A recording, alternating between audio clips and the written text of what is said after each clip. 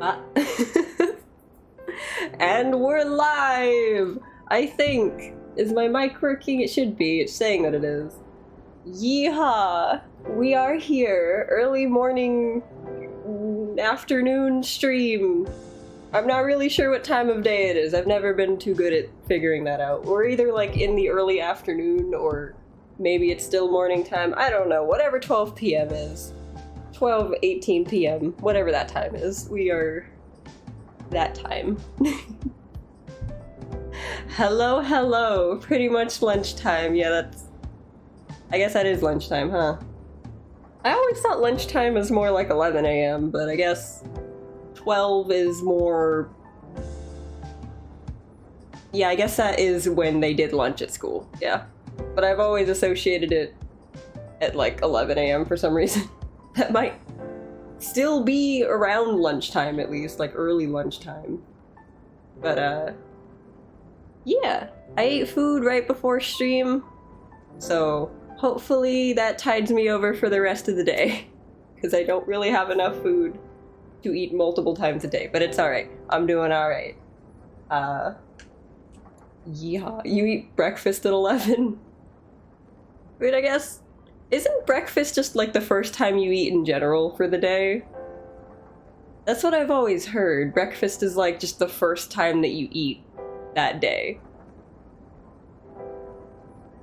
Whoops, I rotated the chair. I'm not actually sitting in the chair, I just have my leg on the chair. But I have my whole stream set up for playing Twilight Princess, because I really want to play Twilight Princess again. It's gonna be another scuff stream experience, but it'll be alright. We might just have to get used to this format for a little bit, but it's fine, it's chill, it's whatever. I feel like most VTubers deal with scuff to some extent, so it's alright. We all good. We're just kinda... We're a VTuber.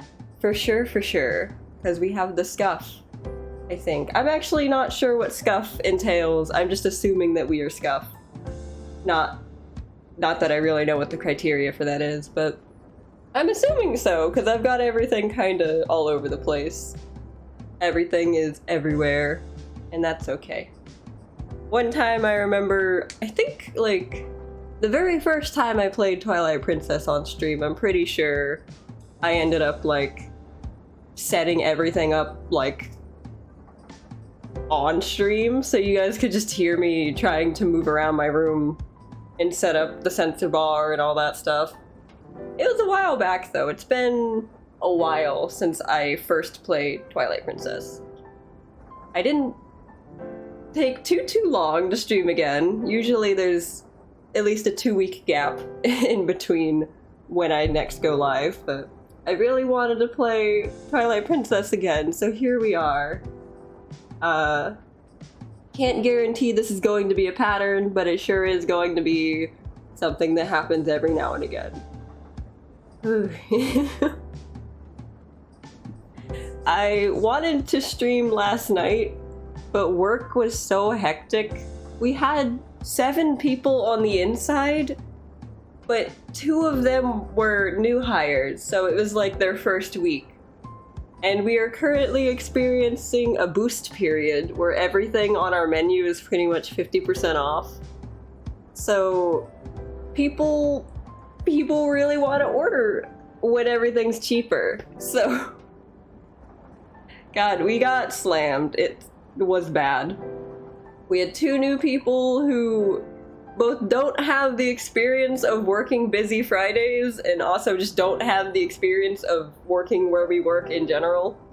So they were just kind of moseying around. One of them was more helpful than the other, but I think that's just because of the stations they were placed in. I was at the oven where I usually am on the busy days. And oh my god.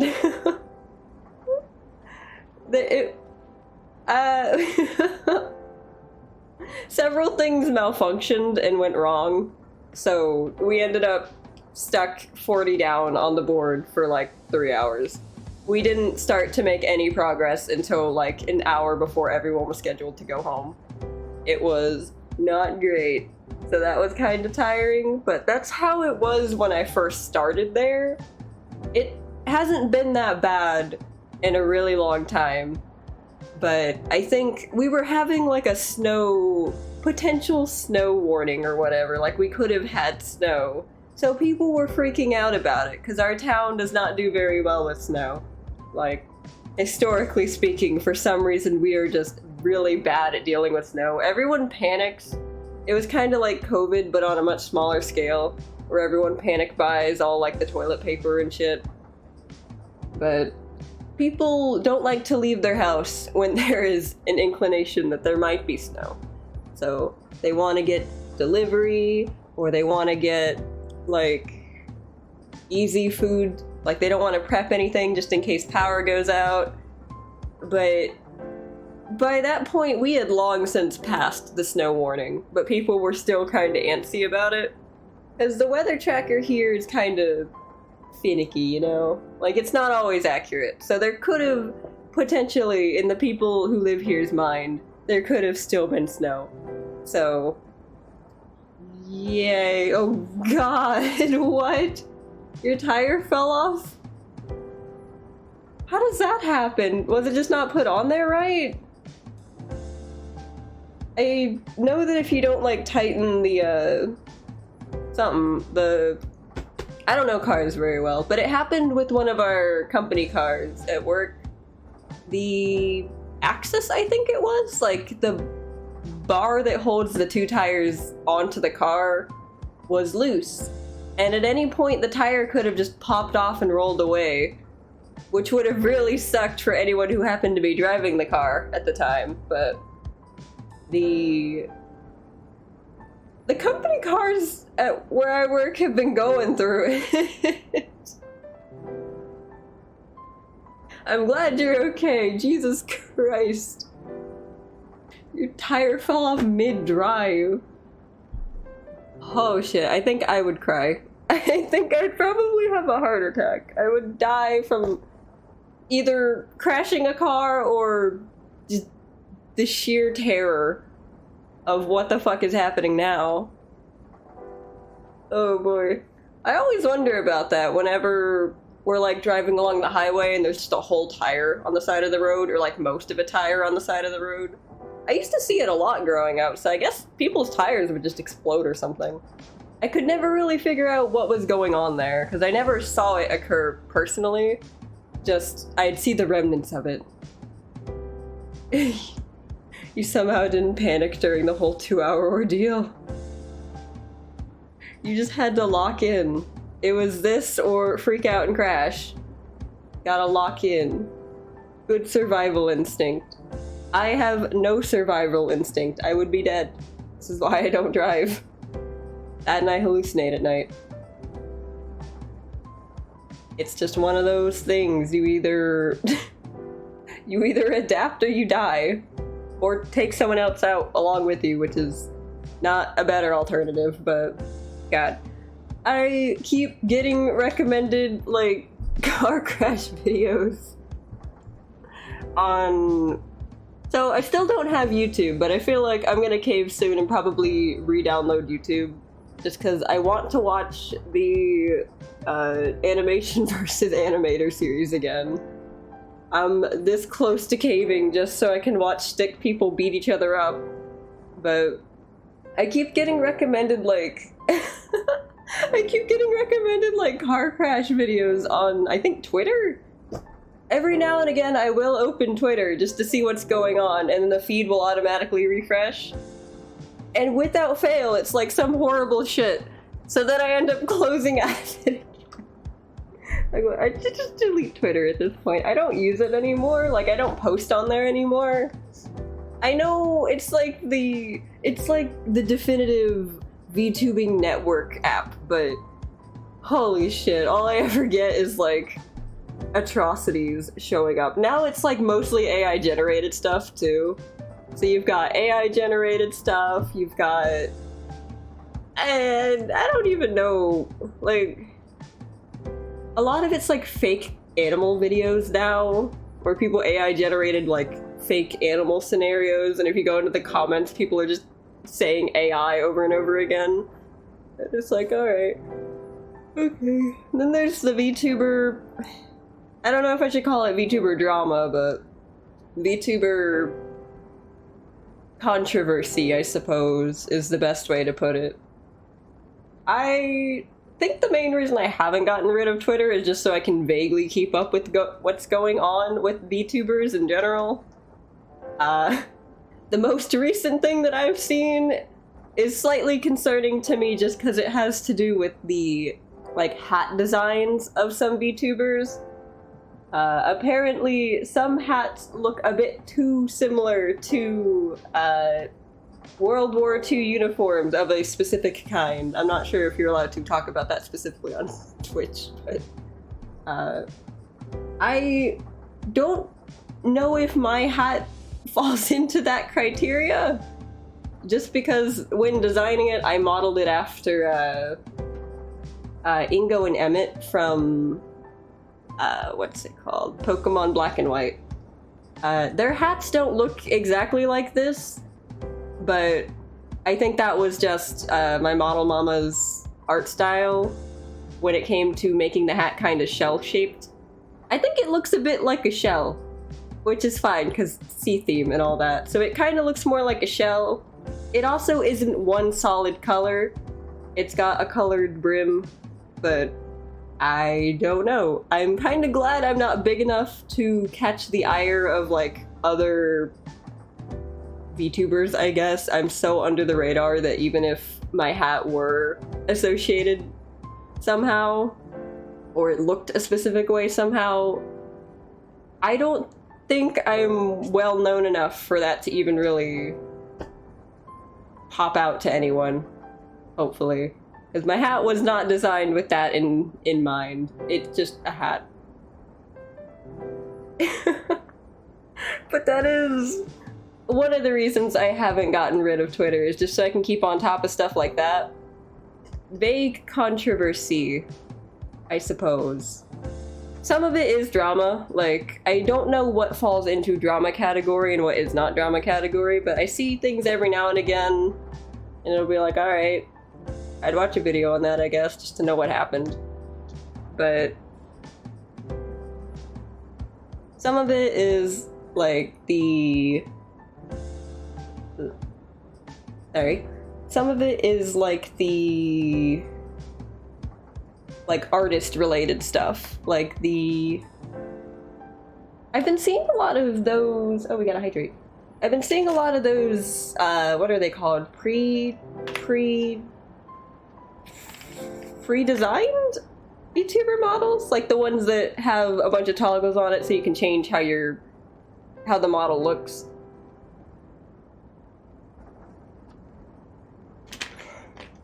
I've been seeing a lot of those pop up recently.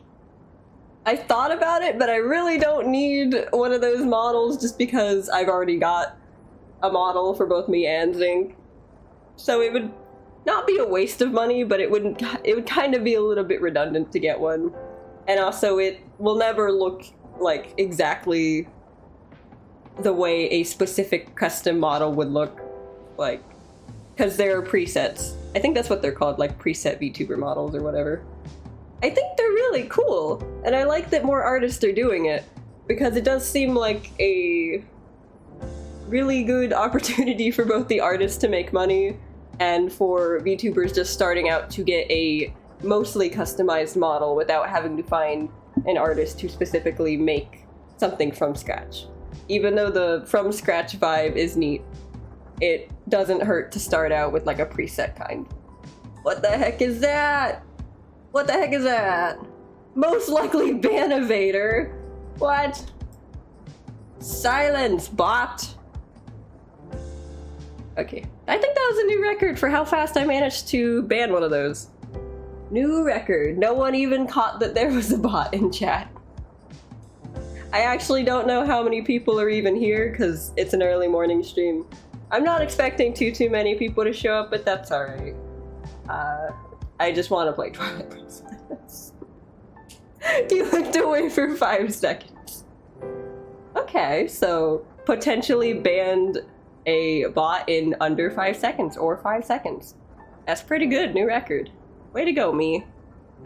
I don't know where my one moderator is, so... I might just be streaming when she's asleep. That might just be what's happening. You woke up like 2 minutes before the stream notice went up. If you need to take some more time to wake up, feel free.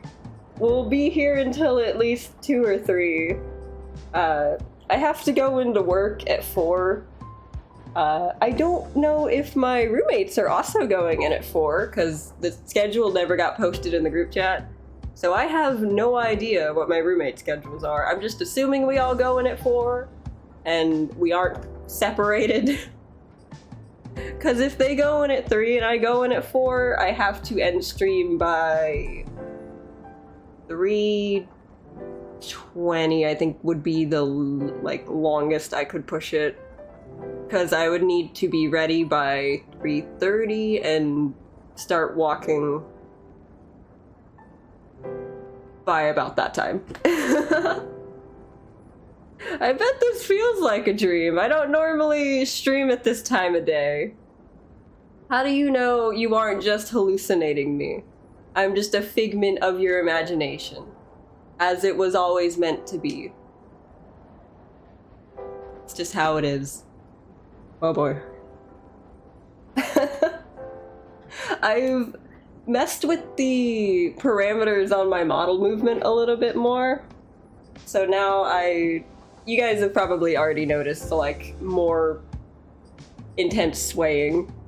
I have messed with the mouth parameter a little bit more to try to get the mouth shape to actually open further. Because sometimes when zoomed out, you'll just see clips of me where my mouth is just like... instead of actually opening when I talk. Yeah. So I'm trying slowly but surely to make the parameters on my model a bit more, like, nice to look at, you know? Because this is the best I can do for now. I don't think I'll ever be able to, like, get a 2.0 model or whatever. We're probably going to be looking like this for the foreseeable future. Unless I make my own model, in which case it would be a noticeable decrease in quality, but it'll be fine for now. I do want to one day do a slight redesign of our looks. We'd mostly still look the same, but I might remove the torso area. I've just been in a weird... What would you call that? Is there like a phase for when an artist like specifically latches on to a specific character design trait and just uses it all the time? Because removing the torso element of character anatomy just seems to be something that I've been doing recently. Or like making exposed rib cages or something. They're not graphic in any way. There's no organs or whatever. It's just an empty cavity where something should be. But you know what? It's fine. It's just a little bit quirky. Speaking of quirky, I heard that the FNAF 2 movie came out, and apparently a lot of people don't like it. So I have to wonder what went wrong. I have no idea. I don't really plan to see the FNAF 2 movie. I didn't even really like the first one. It wasn't bad. I just didn't really care for the fact that it is its own separate universe. I feel like they didn't need to do that. There are now like 3 different universes for FNAF. And like, it's cool, I guess, but why? You could have just... You could have just done like the game canon, or like specifically the book canon. But they decided, let's do a mixture of the two. Let's make the books, let's take some aspects from the books and some from the games, but specifically the new games, and merge them together and see what we get. And apparently that didn't work out for them in the second movie, so whoops. I don't know for sure if I would dislike the second movie just because I don't plan to see it.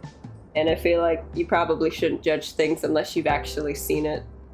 But from what I gather from the first movie, I don't think I would like the second movie either.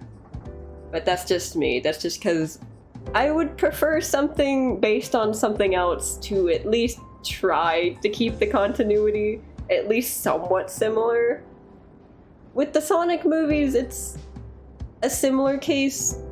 I don't dislike the Sonic movies. I think they've gotten better as, like, each one comes out.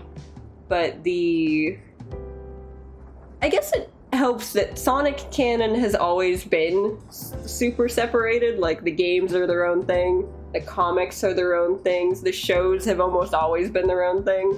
So the movies being their own thing, little less jarring. I guess a accurate comparison given the game we're going to be playing in a little bit. Twilight Princess the game and Twilight Princess the manga are very different despite being based on, like, well, the manga is based on the games, but it's like heavy inspiration, but the manga does its own thing, and I don't particularly know if I like what the manga has done. Just, I don't know how to really explain it other than I played the game first and I really love Twilight Princess's story in the game. I really like it. The whole, like, farmer from a small village, he's just a goat hand or whatever they call. He just herds goats all day and he has such a tight-knit family community going on with, like, the village. And then the village children get kidnapped and he has to go on this grand adventure to save them, and along the way he finds out he's a furry and he gets a cool imp girlfriend, and, like, he goes and he does the things and he saves people. He saves the children that he was originally trying to save. And it's like, it's so good. But in the manga, they kind of gloss over a lot of that. And, like, specifically, spoilers for the manga, I suppose. In the manga, Link is not from this village. He's not born in Ordon. He comes from a completely different place. Like, he comes from the desert. Like, I don't know if it's called the Gerudo Desert in Twilight Princess, I don't really remember. But he comes from a desert village that doesn't actually exist in the game.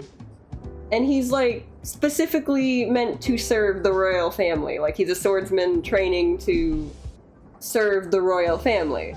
But something goes wrong, he does something he shouldn't have, and everyone dies! And he goes running from his past because he kind of killed his whole village on accident. And he ends up in Ordon as, like, a reset. So he still kind of has... He kind of has, like, that connection with the people that live there, but it's not the same. It's not the same as, like, living somewhere your whole life, because small community villages, like, the town I live in is fairly small. They're trying to forcefully expand the population so we can get a target, because apparently you can't have a target unless you hit a specific population number. The town I live in is very small, and a lot of people know each other. Like, there are whole generations of families here. So when you have, like, a tight-knit community, everyone, there's just, like, it's really hard to replicate that when you're, like, someone who comes from the outside and has been here for only 2 years. Like, you're not gonna have that same connection. So in the manga, when he's, like, he comes from his own village that he accidentally blew up to this new village running away from his past, I don't really buy the connection that he's supposed to have. Like, that, like, in the game, they established, like, this is a very peaceful small village and everyone knows each other. In the manga, I don't really buy that connection. Like, granted, in the manga, the town is much bigger. Like, there's a lot more people that aren't in the games in the village, which is probably because they kill a lot of those people off in the Purge when the, when the village children get taken in the manga, it's a way more bloody event. A lot of people just straight up die. And it's like, okay, I guess they had to get that T rating somehow. They got the green light to make the Twilight Princess manga more violent, and they immediately ran with it. They were like, hell yes, we're going to show the main character getting his arm lobbed off and fucking drowning in the spring. We're gonna show that part. We're also gonna have, like, some random people get mauled to death by the enemies raiding the village. Yeah. There's also a lot of animal deaths for some reason. God, the first temple, like, the dungeon that we're going through currently in the game, Link doesn't even go into it. Like, he's just kind of outside of it the whole time while shit's going on. It's also... I know it's a pacing thing, but so, the time frame of Link turning into a wolf is undone during the dungeon segment, I guess, where, like, he's running around as a wolf and he's like, oh, I don't have hands, I can't do shit. And then, like, the monkey being controlled by a parasite has a whole little arc where he's like, I love my little group of monkey family. But then the parasite comes in and he's like, oh, only the strong may survive. And for some reason, the Gale Boomerang, which has Gale in the name, meaning it's a wind boomerang, can set shit on fire for some reason. So every time he throws it, it's setting the forest on fire and killing monkeys. And it's like, what? What happened? Where is this in the game? Like, holy shit, okay. So the monkey guy is evil because of the parasite and his morals change. And he's like, I don't know, he gets Link and he captures him. And I don't remember if Midna gets captured. I think she does somehow. And then conveniently, all the bugs that Link needs for the tears are in this one gathered spot, so he starts taking them out, and that lets him be a person again, and he gets rid of the parasite, and the monkeys, like, bail, and then the fucking dungeon boss shows up, and he has to fight the Tweely Diababa, whatever it's called.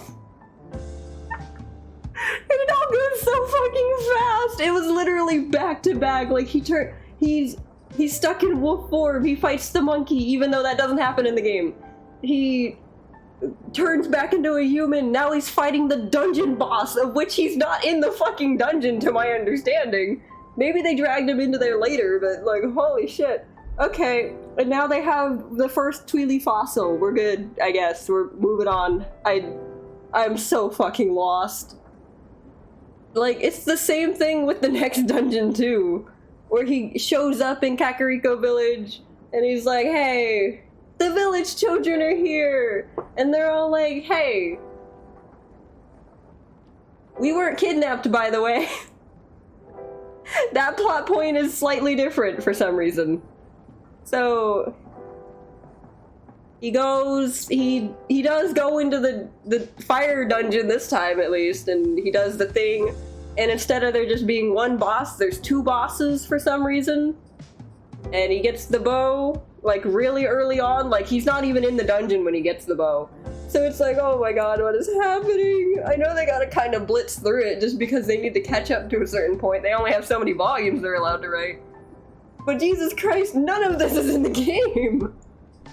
Why does the Gale Boomerang set shit on fire? Oh shit. So that's kind of what I mean. Like, that's how I got on this tangent. Like, that's kind of what I mean when I say I would prefer things to stay mostly in line with canon. Just cause what the fuck is this manga? Oh god. I've really only read a few of the Zelda mangas. I think they're all kind of like this, where they take the concept, the premise, and then they run with it.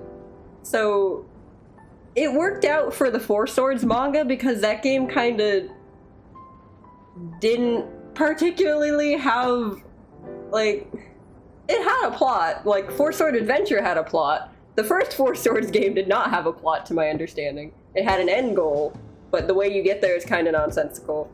So, Four Swords Adventure kind of worked, because very few people actually played that game, and also, to my understanding, there is a story, but it's kind of told in a weird... It's a weird linear path that takes you around the map in a nonsensical way.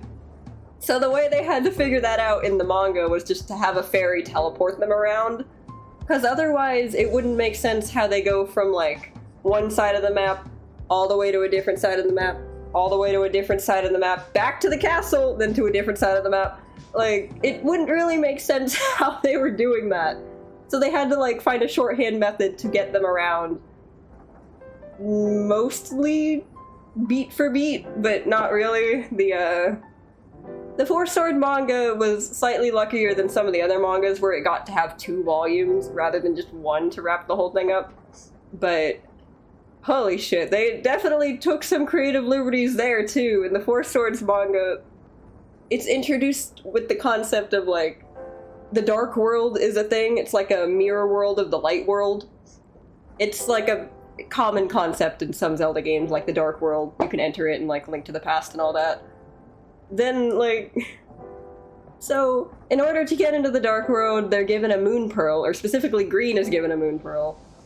And then you can fight enemies in the dark world, even if they might be appearing in the light world. Just dip into the dark world and fight them there, because that's where they're actually at. But after you defeat these knight characters, like, there's one who shows up in the temple, the pyramid, I don't know what it's called, it's just a pyramid. I keep misreading his name as Venezuela. It's not that, it just looks very similar. He's a knight, he's the only one that gets a name for some reason. He's like, here, take this, gem. This gem of water, I think. He doesn't list what it is, but it looks like the water gem from... I'm just assuming that's what it's meant to be from the game. He's like, here, take this. You'll need this to open the gate to the Tower of Wind so you can fight Vati. And Green's like, okay, bet. And then he proceeds to walk on foot all the way to Death Mountain, apparently. It happens off screen, but he did it. Somehow. Everyone else is teleporting, but Green had to fucking hoof it. Like... So... That was introduced as a plot point, and then so much other shit happens between then and them actually getting to the Tower of Wind, to the point where they get up to the gate and they're trying to open it, and then Green's like, oh wait, we needed these fuckers, and he pulls out the one that they have. They don't have the rest because they didn't go to the other places and fight the knights. So at that point, I think the mangakas realized, oh shit, we got them all the way to the end, but they didn't do the things they needed to do. So they just have all the knights show up. They're, like, not mind controlled anymore. They're just here, and they're like, here, take our gems. And they're, like, lit. So they open the door and they go to fight Vati, and it's like, alright, how the fuck did we get here? What happened? There's a lot of, like, I think they may have wrote themselves into a corner scenario, so they just kind of had to Deus Ex Machina their way out. Like, the knights who were established to be brainwashed show up randomly at the very end with the gems that they need to open the door, and they're like, we're not brainwashed anymore, guys! Here we are! Here's the things! And they're like, okay, sick! And then they ditch them. They're there for, like, one scene, and then they're gone again. They help for one scene, and then they're gone. So that's cool. We got that. Because it would be weird to let the presumable adults do the fighting. We gotta let the vaguely teenage-shaped characters do all the work. That's how it works. Yeah.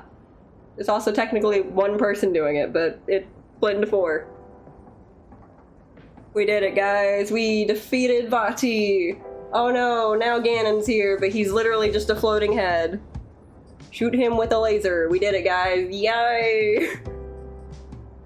God, the mangas are a trip. I would definitely recommend them. If you have, like, a strong attachment to any particular game, though, like I do with Twilight Princess, maybe don't read the corresponding manga if you're, like, very attached to how the story specifically is presented. I think if I didn't know anything about Twilight Princess the game before going into the Twilight Princess manga, I think I would have enjoyed it a lot more. I'm still planning to read it because we still have the whole fucking volume set. I might as well read it. I've got it. But I think, yeah, maybe if you have a strong attachment to any particular game's story, maybe don't read the heavily divergent manga for it, unless you are able to just separate the two canons.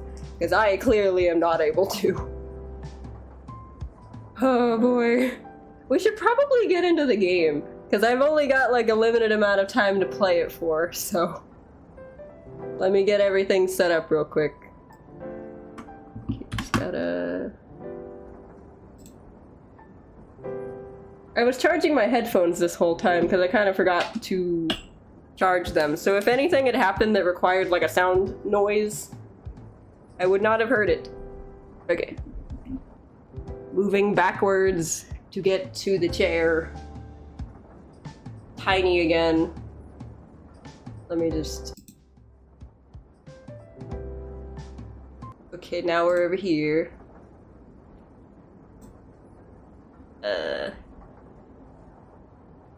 Gotta find my... Whoops. It's all so quiet. It's so strange. Move this forward. Hopefully not knock anything else off the desk. There we go. Whoop! I just chucked the nunchuck. I guess that's fitting. Okay. Whee! Gotta like readjust everything real quick. The dazzle ducky. If my camera thing falls, that's what that noise is, if you hear it. Ah, I've died. Okay. Gotta very quickly change all the stuff.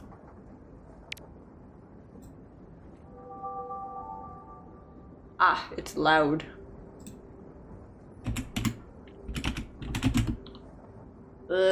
Didn't type anything.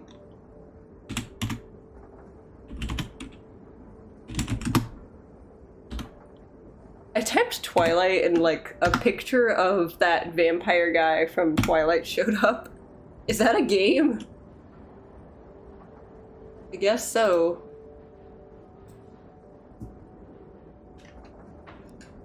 Okay.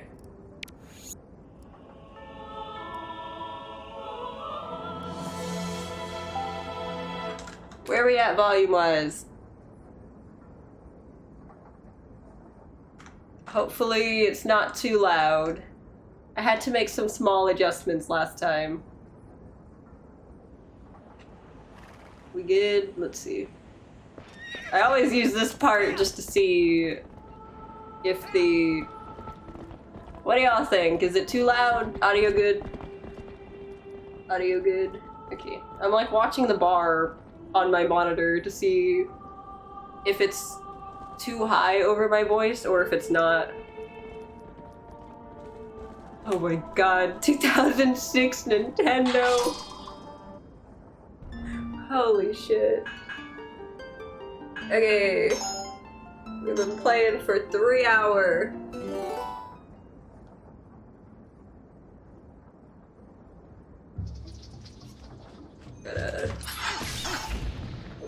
I forgot there's like bats right out the gate. The keys. I think it would help if my fairy didn't freak out all the time. My discount Navi. Oh right, we've got the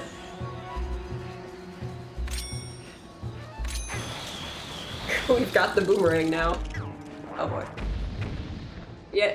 So my setup's not entirely perfect. Maybe I can fix it as time goes on, but the camera is still a bit wonky. I can't really find a good spot to put my, whatchamacallit, my cursor thing, my pointer, my fairy guide. I think it's a cool gimmick, but I don't know why they picked, like, Well, I know why they picked the fairy, but it's like strange that it's not ever acknowledged. Like, the fairy is here in spirit. It's not really ever acknowledged though. But I'm pretty sure it is like a nod to the fairy from Ocarina of Time, which I think this game is like meant to be a successor to. That's what the hero shade is. Come on. My momentum seems to be getting messed up on occasion, like I just stopped walking for some reason. I'm not sure why that's happening. It would be really funny to find out that my copy of the game is like not real. It's like a cursed game or something. Here we go. The last thing I think that we did was we defeated the mini boss for this dungeon. So now it'll be time to... I wish it would stop randomly freaking out like that. Do I need to like change my seat a little bit more? Now we're pointed at the ground. I'm probably going to be fighting the camera through most of this game. But that's fine. The pirate measures pop up eventually? Oh god, what do we even do at that point? To my knowledge, the game is legit, but that's to my knowledge, and my knowledge only extends so far, so... Oops, I'm still trying to make it so... My model's just flying all over the place. I'm still trying to like make it so that it's easier for me to point at the screen when I need to.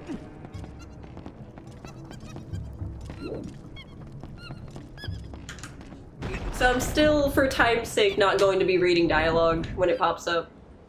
I think it'll be alright. Here we go, my least favorite part of this dungeon. Oh boy. I think I know for the most part where everyone's at. We gotta just collect the remaining 3. Yeah, the remaining 3. And they'll be all around here somewhere. Oh god. Come on, stop freaking out.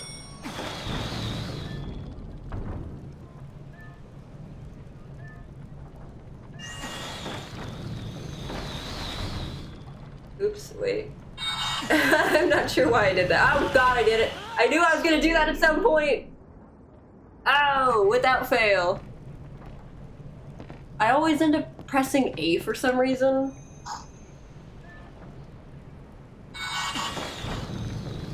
I'm not sure why I end up pressing A. I think it cancels out of the...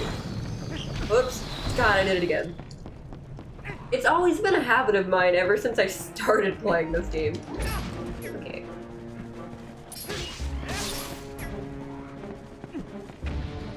Alright, I gotta get like back into the groove of Twilight Princess.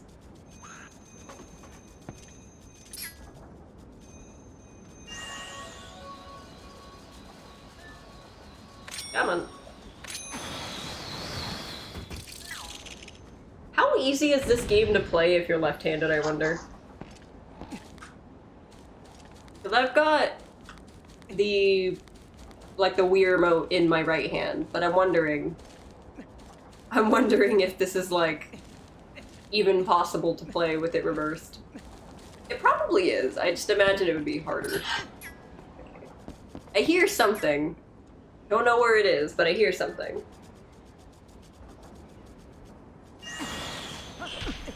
Ouch. It's just annoying. Yeah, I'd imagine so. It's probably like...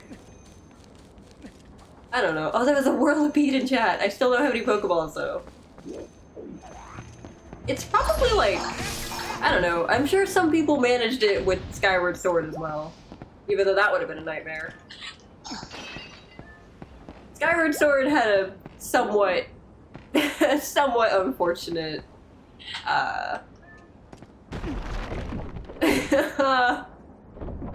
Skyward Sword had an interesting but unfortunate control scheme. Why are there so many? Okay, like, this is not the time. Fuck! So bad at this. Trying to stab and Skyward Sword made you crash out. Understandable. Holy shit. Like, half the time it was just like, you were fighting the game itself instead of any enemies. I think it got slightly better with the remake, but only just barely. Okay. Normally that doesn't work out for me very well. It like hits the thing and explodes. Yeah. It's not registering some of my swings. Uh-oh. This might kill me at some point. Fuck! I'm trying to grab the heart. I wish there was an easier way to control the camera, because Z targeting is how I did it in the past, but it seems like that's not a good idea right now. Okay, so I'm pretty sure there's a monkey up here, capped behind the boulder. Yeah, you can hear it. I also need the... I think instinctually, because of where my camera is, I want to point, like, right ahead of me. Oops, that didn't work. Okay, so it hit the wall. Why does the camera just go down towards the ground like it's upset about something?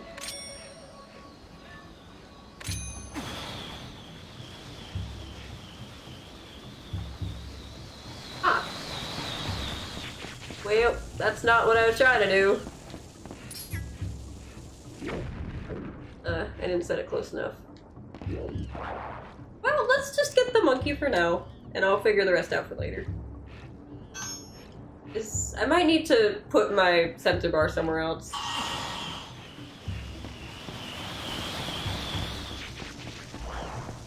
Where it currently is off on a pillow, like, to the left of me.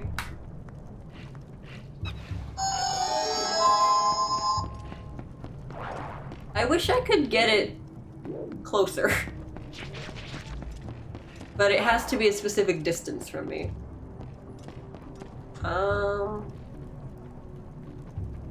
Where can I put it?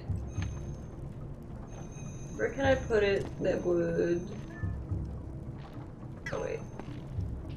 Where... I know if I like aim wrong, it'll hit the thing and blow up.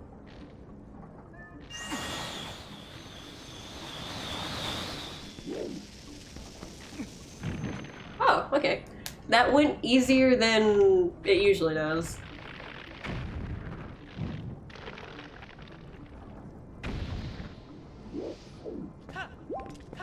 Normally I'm throwing that at least a handful more times.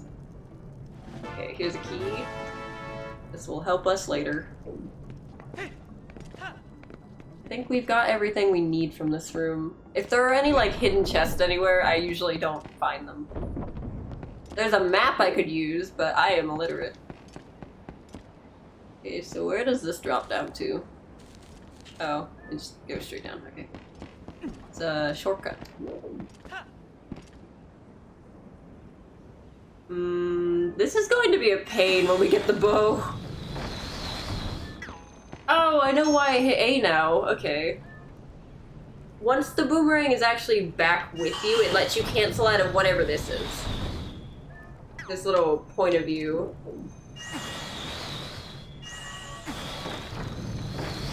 I just have to not be impatient and roll to my death.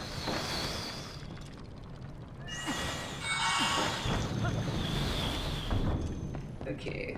I guess rolling actually does get you out of that scene even if you will die otherwise. Gotta hydrate. We've also got 2 more monkeys to find.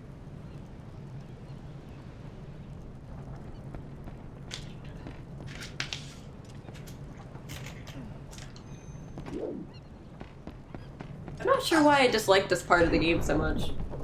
Like, this specific part of this specific dungeon, I don't like.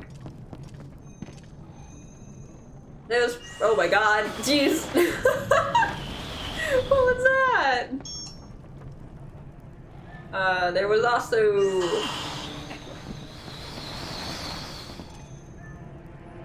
like, the entire water dungeon, I think, is a given. A lot of people don't like that one. Come on. I don't like the way they scream. I don't like that. I have to wonder how they came up with that voice line specifically. Like that little sound effect of screaming. I want to be like reclined forward, but then I don't reach the thing. Hold on. I'm gonna move my sensor bar around, see if I can like position it in a way that's not awful. Okay, so I'm just gonna lose tracking real quick. You'll still be able to hear me though. I put it on the jellyfish. Have a jellyfish on top. I have a jellyfish stuffed animal nailed to the wall. Does that help me any? Does it register? Not particularly well. Like, I think it still knows the sensor bar is now in front of me, but... I wanted to tape it to my monitor, but it doesn't quite work like that. Okay. Whoops! I'm gonna tape it to my monitor. I don't have scissors. It's gonna really suck if it doesn't even work after I do go through the effort of taping it to the thingy. How easy is electrical tape to cut, like, without scissors?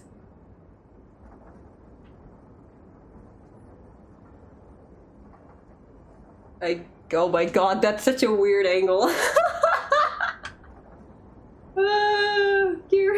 Get ready. Okay, so I have nail clippers, that's my best bet. I'm just gonna cut out like 2 strips of electrical tape. This shit really isn't good. It's electrical tape, it's meant for electrical issues. Okay. Ow! No! Oh well. I'll fix that later. I'm just gonna duct tape my monitor real quick, don't worry.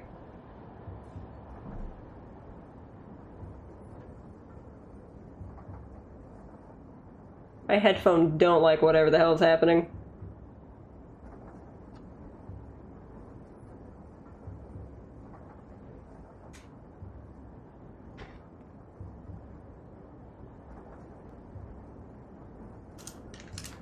Okay, my monitor now has the sensor bar taped on top of it. It doesn't appear to be very helpful though.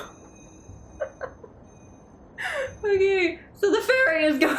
like, it's there, I'm too close. I need to pull my chair back further. Okay, hold on. We're getting it. We're getting it. Oh, shit. Okay. I need to move some stuff around. Move this box out of here. My old chair is in the way. Hatsune Miku!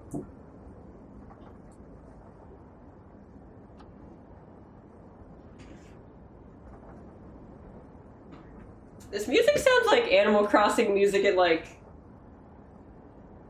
I don't know, almost 3 a.m., not quite 3 a.m. Okay, so drag the chair back. Oh no, the Thin Mints! I don't know why that was on the floor. Okay. Hold on. Okay, now we're further back. What's that do for me? The fairy is still trying to leave. Okay.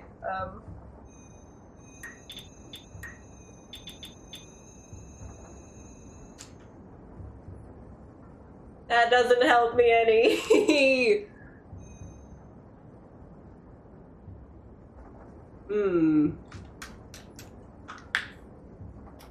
Where can I put it that I'm simultaneously far enough away from it and it's level with where I'm pointing? Taping it to my monitor doesn't seem to be doing much for me. Okay, new plan. Get it off my monitor.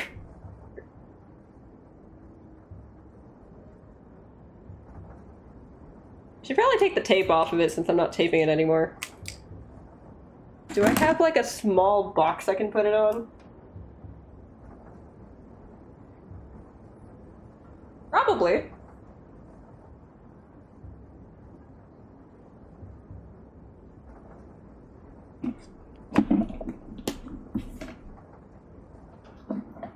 We're using technology. Okay. What does that do for me?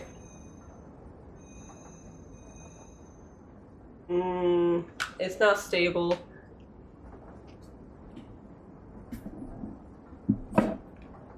Can I put it on my train whistle? Does that help me out here any? Yes, create a stable thing for it to sit on. Using the Four Sword manga and my Switch case.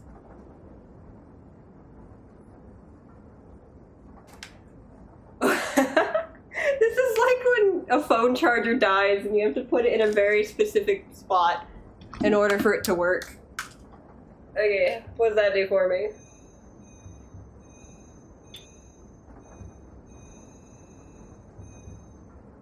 No, we're still not getting it. Tape it to your Wiimote. Would that work? No.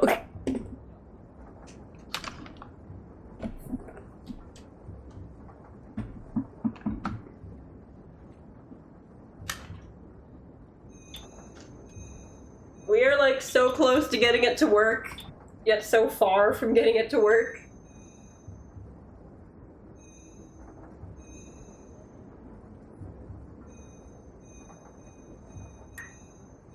Where the hell even is it?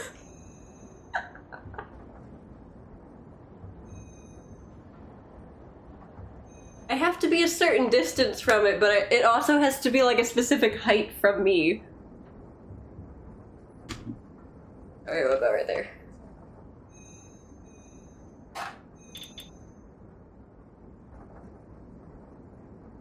This is so sad. I literally don't know where it has to be right now. Because I can't have it on top of my monitor, because then my chair height doesn't reach it. I can't have it on my desk, because then it's too close. But I need it to be, like, near my monitor, so that I'm actually pointing at it.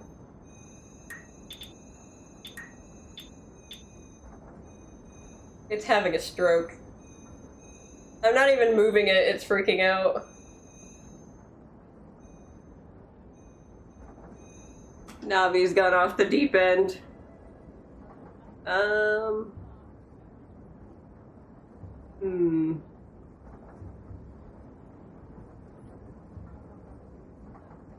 Does the sensor bar have to be flat, or can it, like, be up? What if it's like that? Yeah, that didn't help me any. Where can I put it?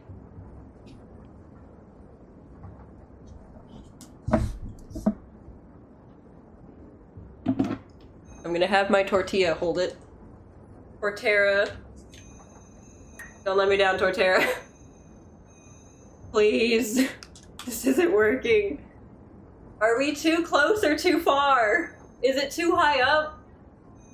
What is the issue?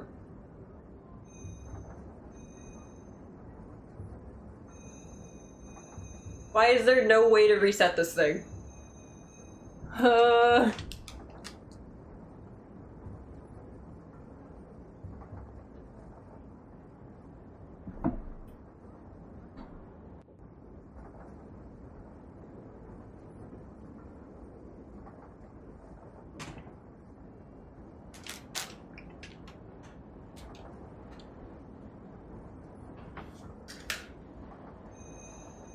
Does that work? Honestly, my sensor bar is probably broken. It's been years. This almost works.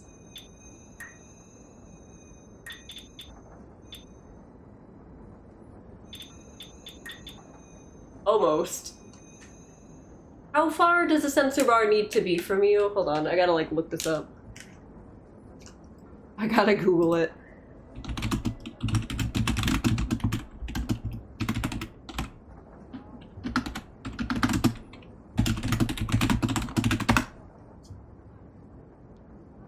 Okay, so the ideal distance for using the Wii remote pointer is generally 3 to 8 feet.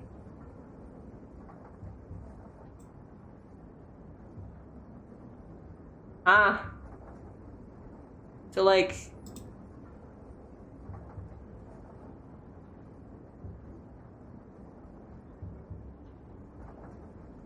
How far does it need to be?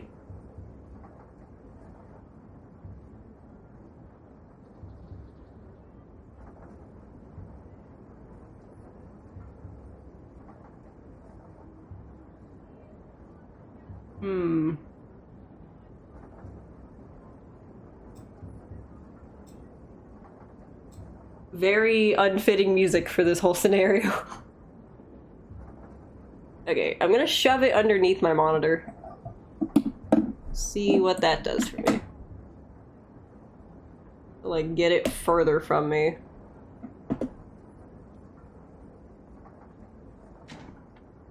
I don't actually know if I'm supposed to have it further from me. Oh boy.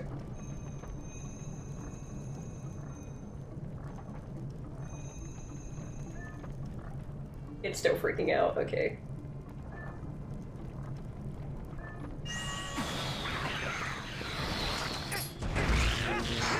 We're just kinda gonna go for it.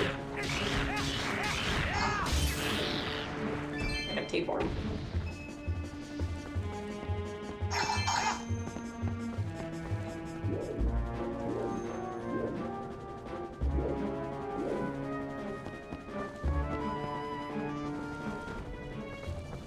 There's like something off with my camera in general. Oops, there's a spider.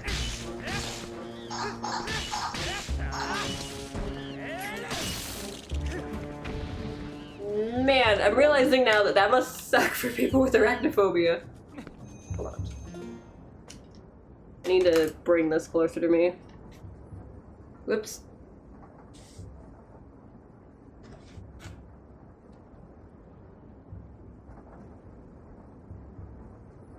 There we go.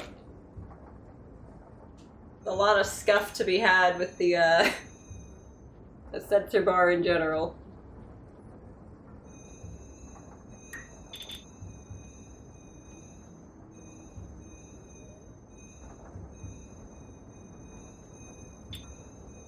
Okay, one more idea. One more idea. Okay. Oh. I think having it back where it is alright. It's just the thing I have it sitting on is crooked.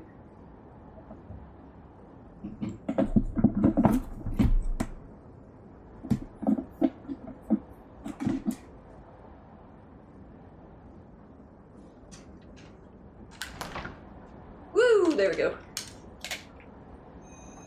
Does that work?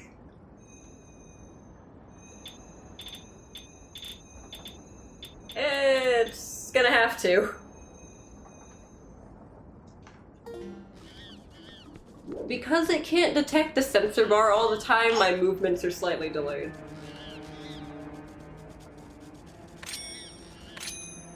That's not right, oh well. It went through the wall, okay. I don't think that's right.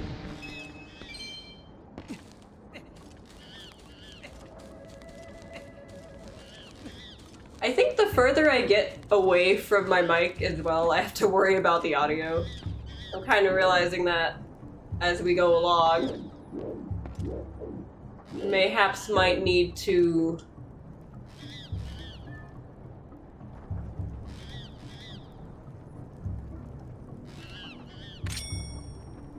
Is there a way I can, like...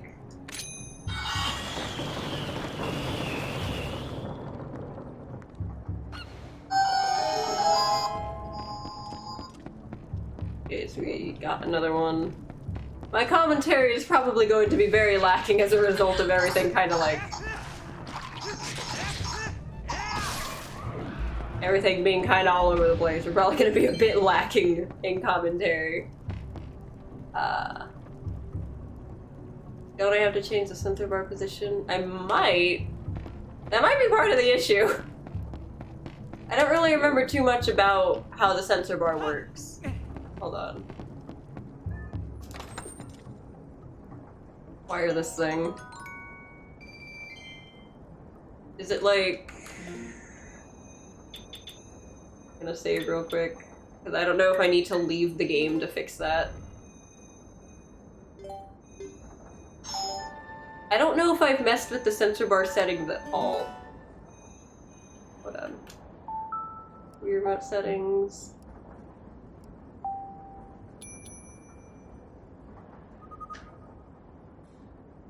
I don't think this has anything to do with that, but... Wait a sec.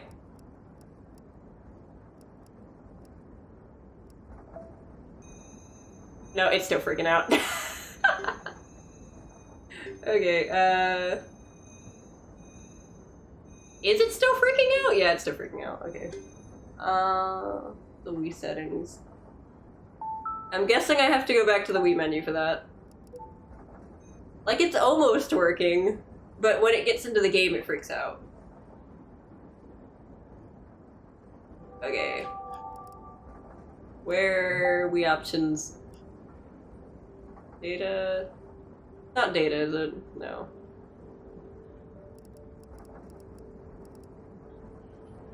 What is mail?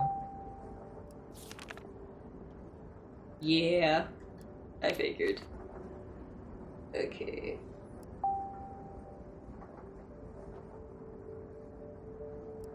How exactly...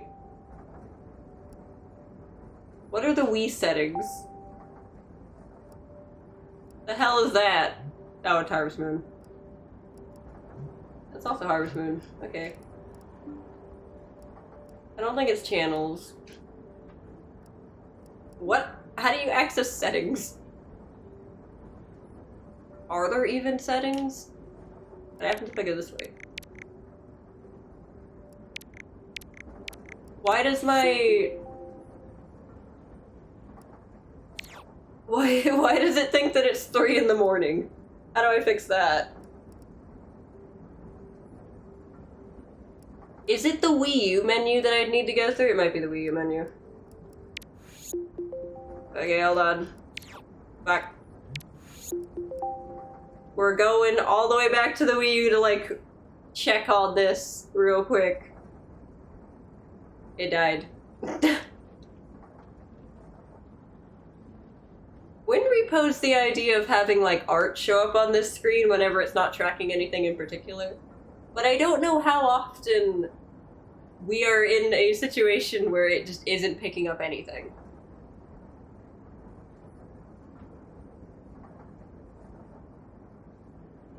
Come on. Okay.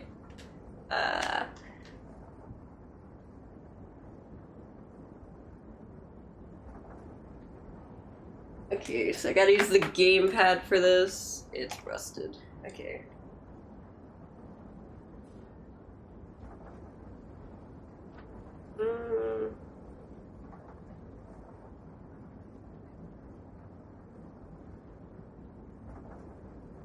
Settings. I'm assuming I have to go through the Wii U system setting. Because I don't know if it would even... Since it's not actually a Wii, I don't know if it's doing anything towards that. Evo, date and time.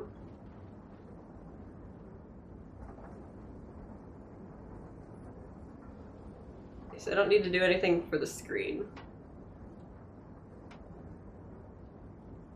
I guess it would be a pretty good time to have stuff scrolling on that thing where it's saying there's nothing happening. The Wii U loads really slow. Maybe my Wii U is just old. It's probably just old. My Wii kinda died, so... This is all I have left of it, is the Wii U.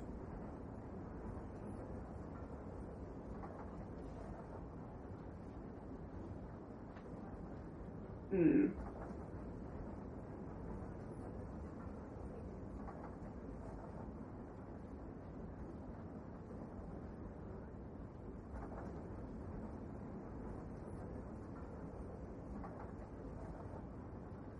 So it is below the TV.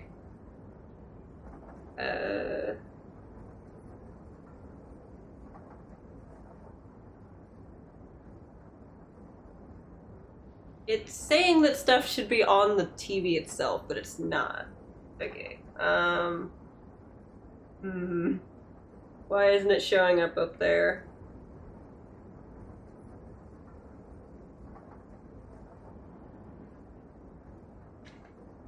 This would be helpful if it would actually show up. Alas, it is not doing anything.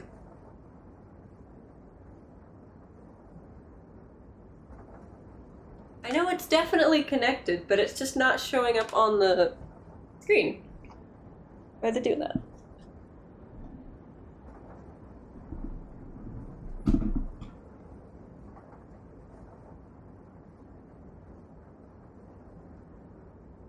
Just gonna like wait, replug it back in.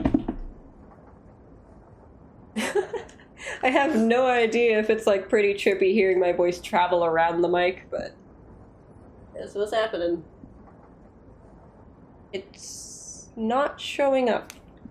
Why is it not showing up? Did it change the... I'm gonna turn it on and off again. Come on. Why does it have no signal? Our internet's still active. There it is. I don't know why I had to turn the monitor off and back on. Okay.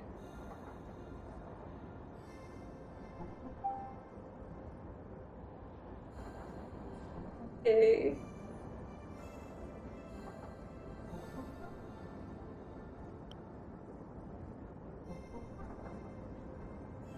Oh shit!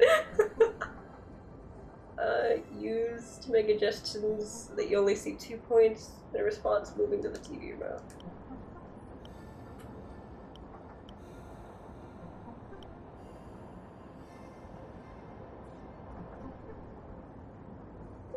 Hold on.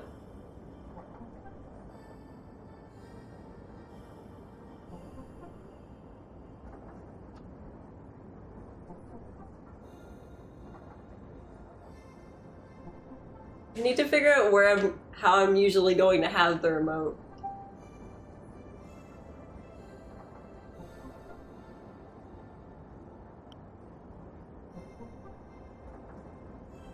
What does this want me to do exactly?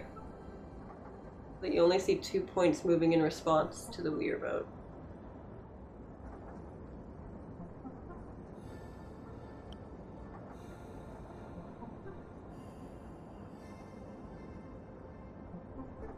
Like, there's 2 for most of them, isn't there? I'm just gonna put the sensitivity on 5. It'll be whatever. Okay. We're going back to the thing. Back to the game. Or at least we're gonna attempt to. Have no idea. This has been an interesting hour and 19 minutes.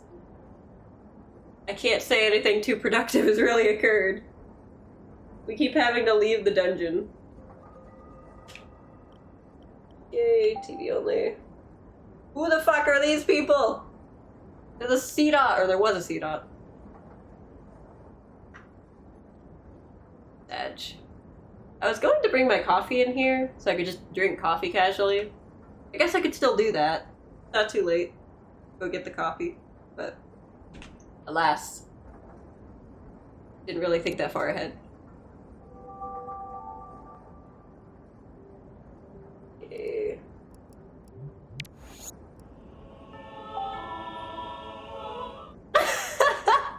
Twilight Princess is just cursed to have scuff streaks. Is why it's my favorite game. I love this thing, even though it is a pain to work with because I wanted to play it like I wanted to play it the traditional way. The way I grew up playing it. This is unfortunately accurate to how I played it growing up. Oh, look at that. That's so much better.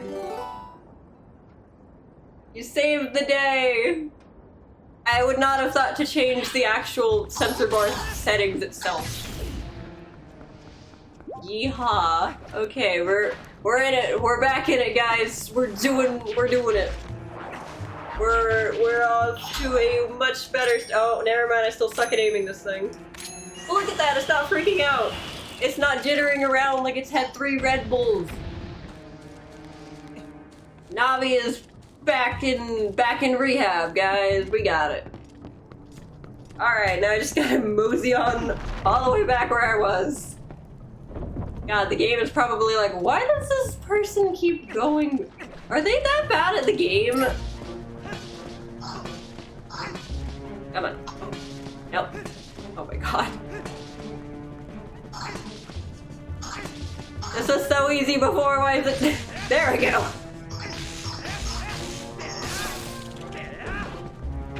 Okay. Which way are we going? Back towards Rosie, I think.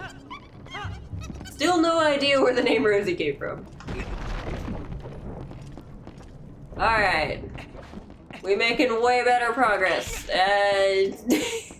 Ignore the concussion. Okay, so far Link hasn't randomly stopped running either. I don't know why I'm guessing that had to do with the controls as well. He would randomly like stop moving, which killed my momentum over one of those jumps on that bridge thing. That was a bit unfortunate, but it is what it is. We got it now.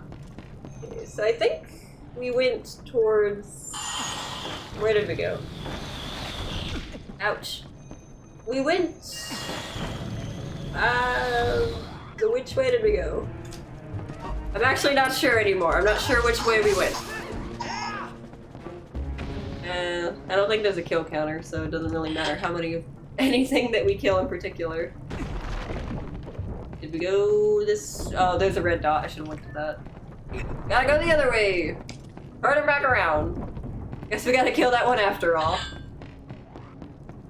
Let's go! I'm guessing the control scheme for this game inspired Skyward Sword, where they decided, let's give players more control over the thingy.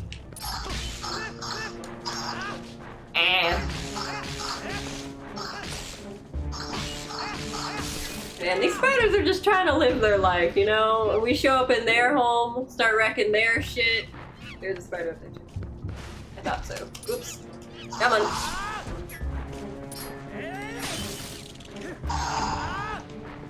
Whee! Okay. One of these drops down directly right where we need to. I just don't remember which one.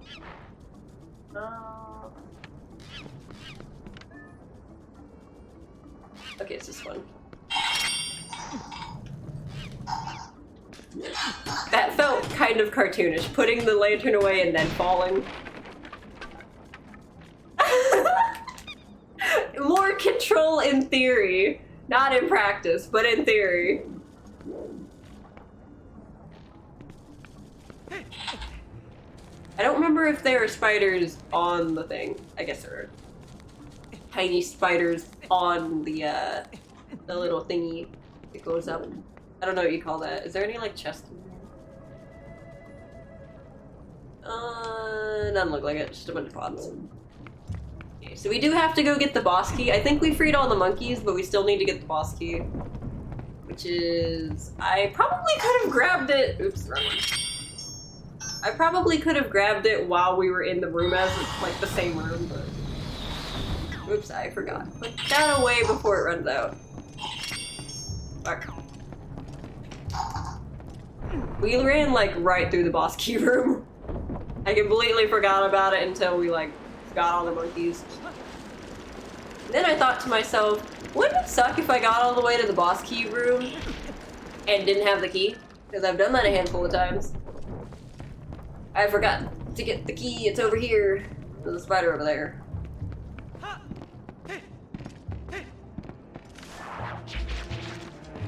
I never really thought about it, but the person that voices Link, like, there's a lot of emotion in just the, I guess, jumping noise. How aggressively do you have to hee-ah into a microphone to get paid? It's probably like a skill of some sort.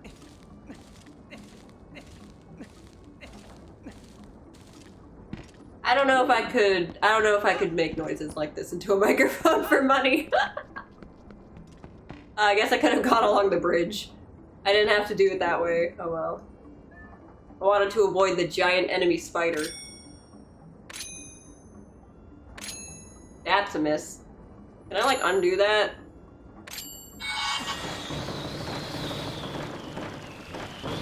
There we go. Even though I'm pretty sure it hit the, like, I'm pretty sure it hit the one in the top left twice. Multiple times on accident. Da-na-na-na. We did it. We found the big key. I'm so used to Skyward Sword's keys being like, they look a specific way in correspondence to the door. I could have sworn there was something. Yeah. I only found this because I kept knocking the bridge down, like on purpose, just for the hell of it. Yay, we're rich. We got the piss rupee. This is the area that I would swim around in forever when I glitched the game that one time and had the Zora armor way before I was supposed to. The Zora armor. Is it Zora or Zora? Zora was the Pokemon, ain't it? Zora. Zora? How do you say that name? How do you say that word? Zora. Zora. I struggle with R's for some reason. Any word that has an R, especially words that have R's and W's, like word itself, I occasionally struggle to say. Zora is one of those words. I don't know why. Okay. So, standing here specifically causes the camera to freak out. In my mind, I know how Zora is spelled. In practice, I do not. Okay, here we go. Honestly, if you cut out all of the having to pause the game and go, like, figure out the sensor bar situation, we got through the dungeon pretty quick. That didn't take any time at all. That was pretty fast. Also, the amount of times I have missed this jump to the monkeys is kind of sad. Like, hey, Rosie's in the middle. I, for some reason, am just god-awful at timing this jump. We did it! We didn't die for once! Oh my gosh. I think there's a fairy in a bottle here, but I don't know if I've still got the milk. We got half milk if we ever need that. I'm gonna drink that on accident. Knowing me, it won't be on purpose. I'm gonna press the wrong button at some point. Just gonna drink it on accident. It'll be fine. I might get all the way to the end of the game with it, assuming I don't misclick. Need an empty bottle? Oh well. Here we go. The Diababa, I think it's called. Diababa. Diabooba. Diabolical. Diaperoxy. Daiwa Scarlet. Here it is. This thing's just living its life here in this temple. Diababa! It's real Diababa hours, y'all. Wait, god dang it. Whoops. Oops! A bit too close. I can help.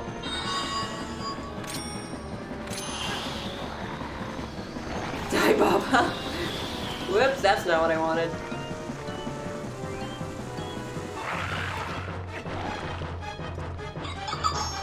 I know, Midna, I know! I am aware! I'm still fighting my controller! Are you kidding me? I would be so powerful if I knew what the fuck I was doing ever. Okay, that's one down.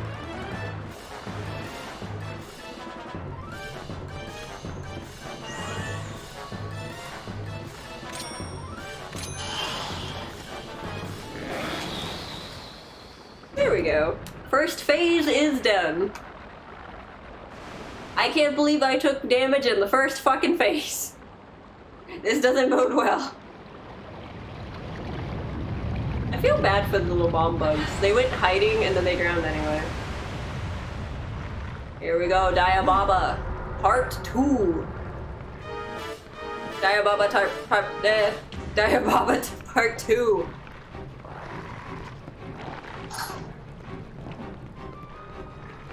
If I remember correctly, you can just stand in front of the door and none of their attacks can hit you. Like, for some reason right here, nothing can hit you.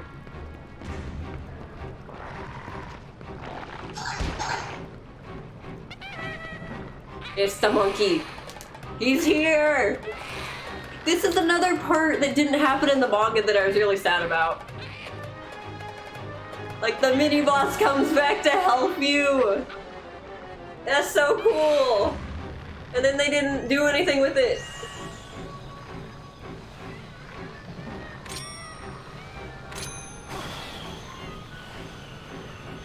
Oops, yep, I figured.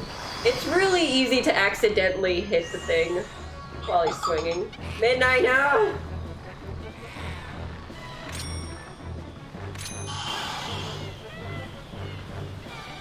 It like only ever catches him for some reason when he's swinging.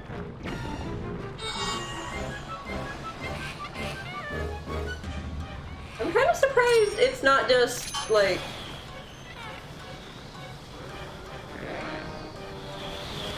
Okay. I guess you have to get rid of them. Actually, did you have to get rid of them? I may have done that for no reason. It's entirely possible you don't need to get rid of those. Diababa seems very enamored with it though. Okay, it's gonna start attacking now.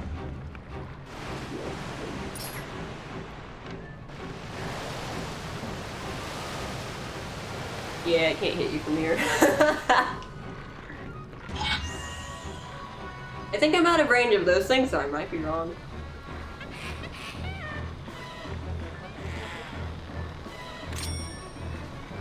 I'm just gonna ignore them and see if that's a thing I can do.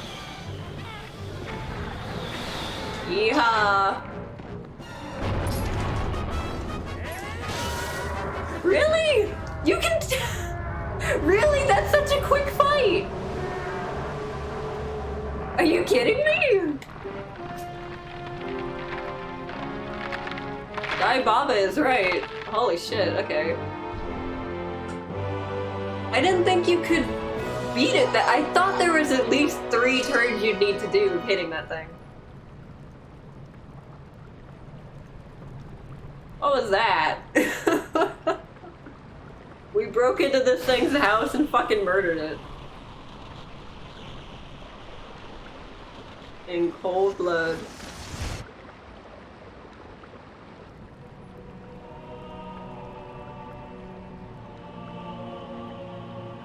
There was a pantsier in chat.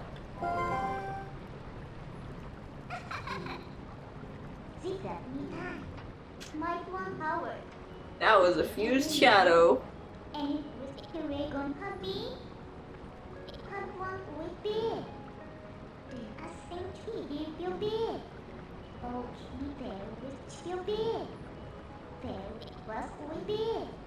I wonder how much easier this is when you're not fighting the sensor bar the whole time.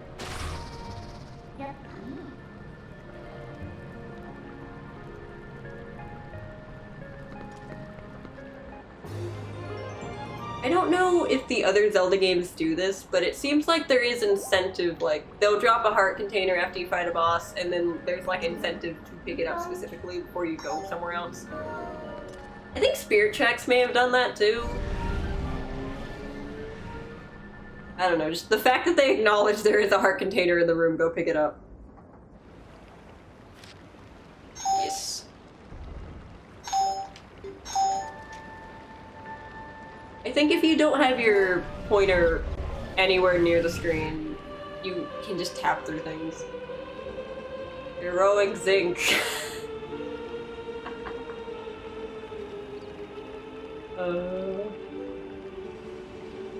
God, the forest in this game is so pretty. We gotta go to Eldin. We will find those we seek. The lands lie in twilight. We will turn into the wolf.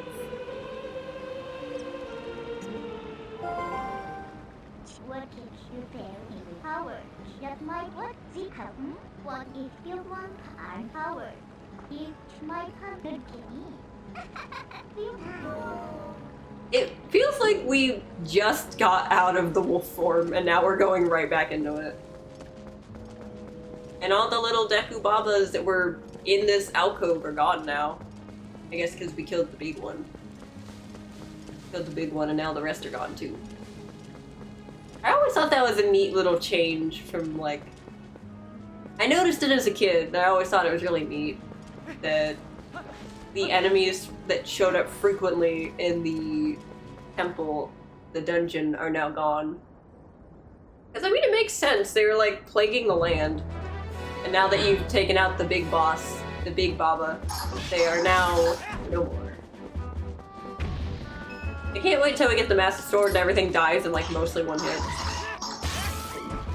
That's still there, surprisingly. Are y'all ready to catch some glowing bugs for funs?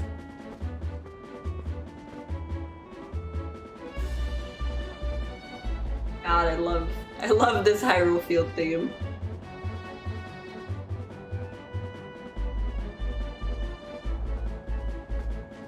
I used to get this song stuck in my head so frequently. I would just be walking out and about and this would just kick into my head. It's a very fond childhood memory. God, I love this game so much. I'm so happy. I'm glad I get to play the game again. When my Wii kind of started dying, I figured that was it. I probably can't play this game anymore in the way that I played it as a kid. Because there are emulators and there's like the HD remakes and all that, but it just doesn't feel the same. You know? Like, there's something about the Wii version.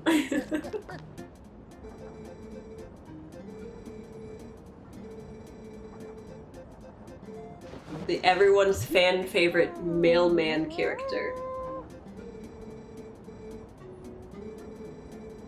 He opens his mouth so wide, but when he does the like noise to emulate you've got an item, he like seems to be doing it with his mouth shut.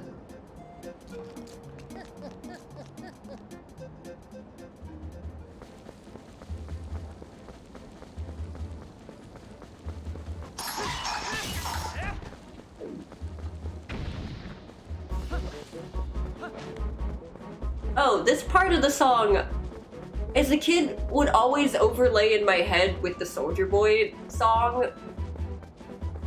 I don't know why that part specifically lines up with like one like the chorus of the Soldier Boy song. I don't know if anyone else can hear it, but as a kid, like, I would overlay the lyrics in my head whether I wanted to or not. It still happens. I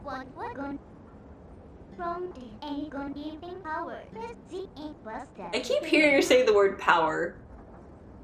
Ever since I found out that her dialogue is just chopped up English phrases,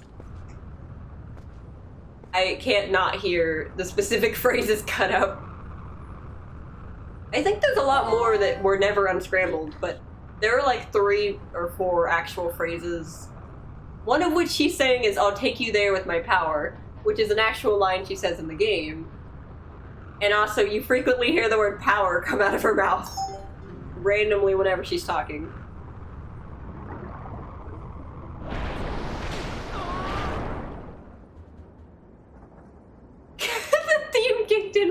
1 second. Here we are again. It's so nice that the transformation waits until we're conscious to actually kick in. That way we get to feel the whole, like, full brunt of shifting into a non-bipedal form.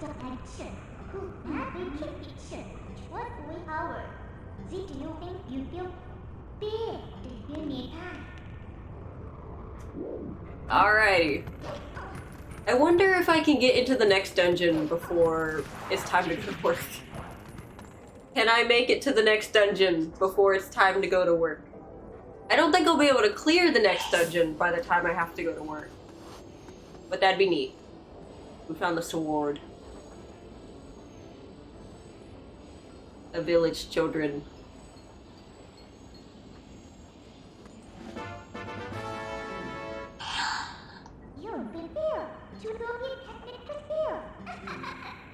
One thing that the manga did that I did think was neat was they do explain somewhat how the village children get separated the way they do.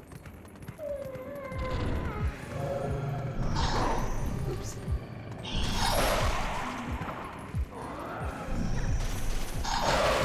There we go.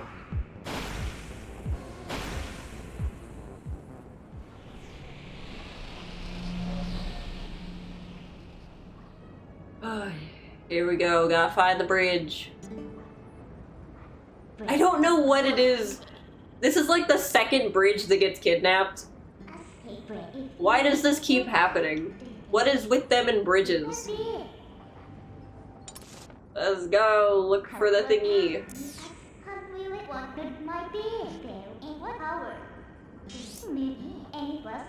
It's free to take them! This is like when people steal the manhole covers, I swear. Yeah, let's go that way.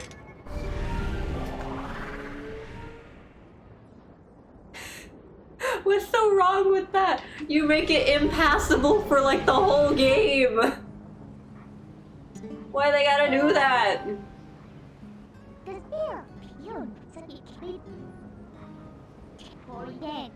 Oh yeah, we gotta look real hard.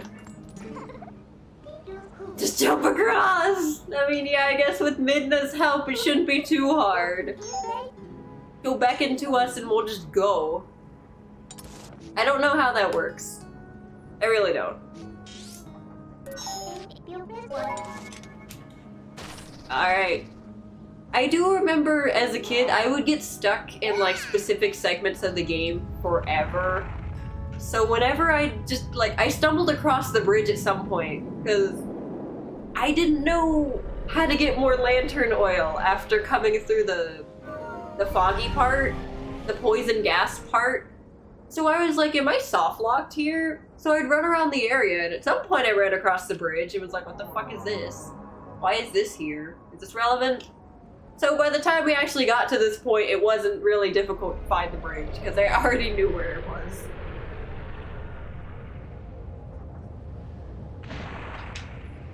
Hydration.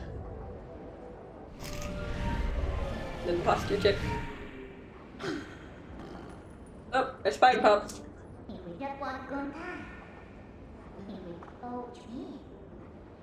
Ooh, isn't the power of Twilight amazing?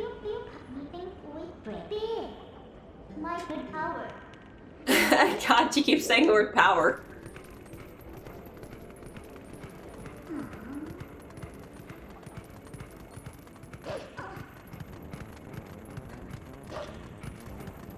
The music that plays when enemies start approaching you in the like Twilight realm is really funny. God, they're still approaching!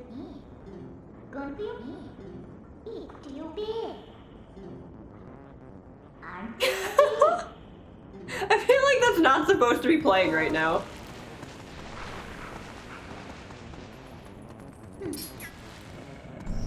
I wonder what instrument was used to make it. What music is playing? What instrument is being used for that?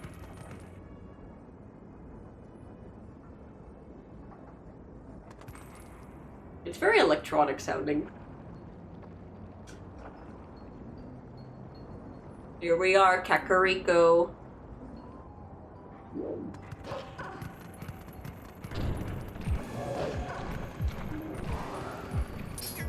they've all clustered. Okay, I was trying to isolate this one, but this one ran over to it, so... Come on.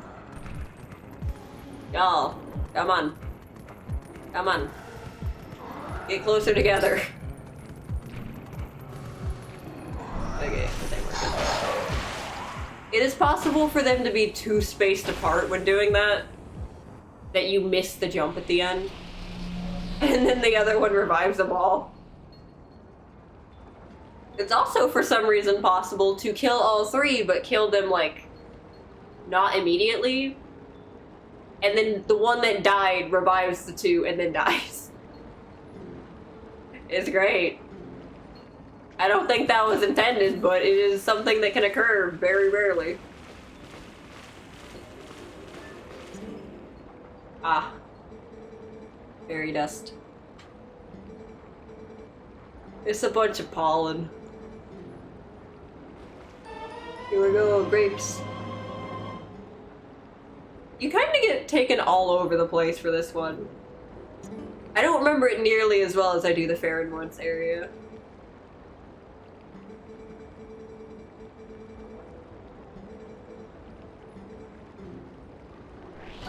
The darkness will now haunt you. Okay, let's go!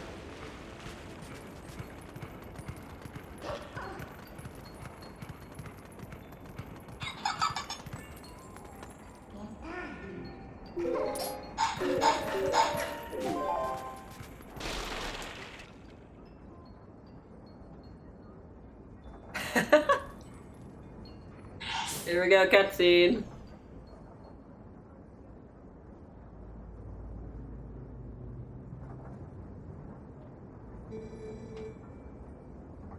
It's moments like these that, like, they don't hit as hard in the manga, because, I mean, I guess they can, but it just, the connection doesn't really come across as well. Like, you see in this scene, they're all cowering and they're afraid, but the main thing that they hold on to is the belief that Link will come to save them.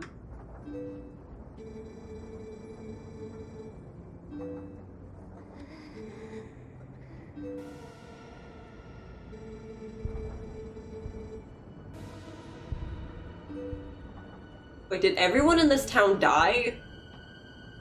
Oh! Hmm.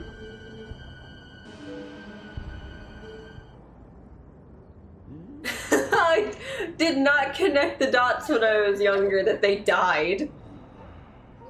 This is like all that's left of the town.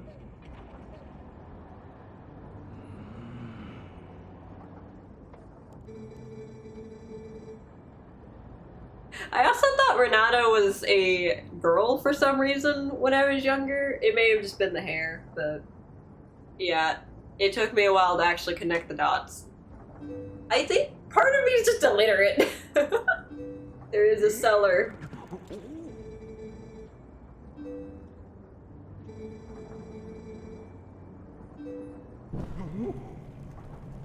How the fuck did he start a fire?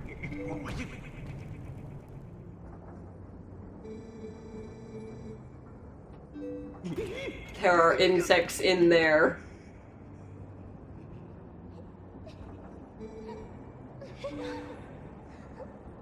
I don't know if the shadow beings can see. Oh, the music. I don't know if the shadow beasts can see people when they're in these spirit forms.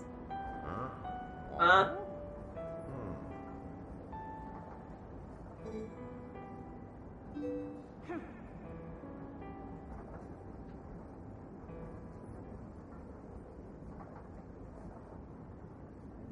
Small moments like that.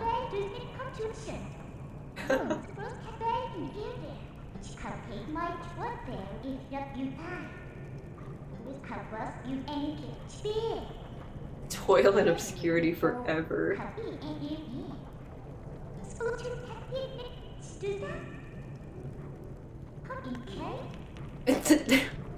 For like a split second, the grapevine like showed up. and then went away. I don't think I needed to light both sides, but just in case. I wonder if they can see the stick, like, hovering around. Can they see the stick, or... I guess maybe not. They freak out about that, I think.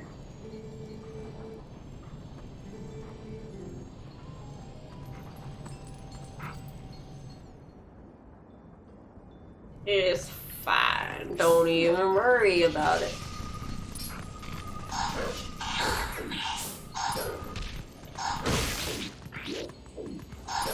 Yeah, the two are just kind of chilling in the corner. There we go. And this pops out in the graveyard, I think. I'm not sure why you would want to come down here to begin with, like, even to hide. Since it literally opens up directly into the outside. You ready? Okay, power.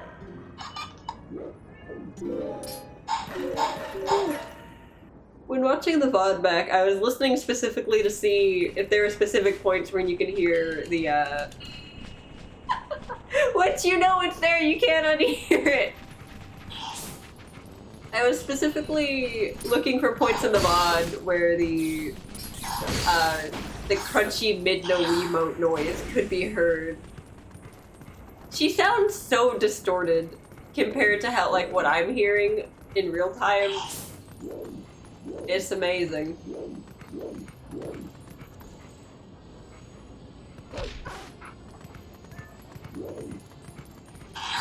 Oh wait, is this... I think this one is buried. It's hiding in the ground. Yeah.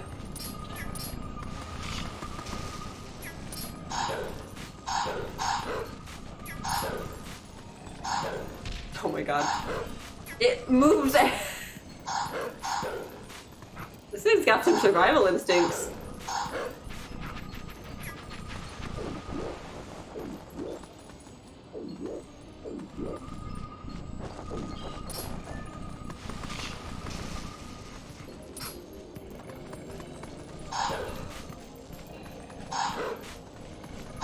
There we go. It just had to run towards me first.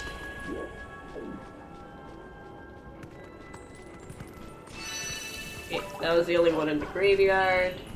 You can push on the graves to get, like, rupees and stuff, but I typically don't unless I really need the money. I think we're gonna we're either already capped out or we're about to cap out. At 300, I think, is what my wallet limit is currently. Oh, it's the big bird!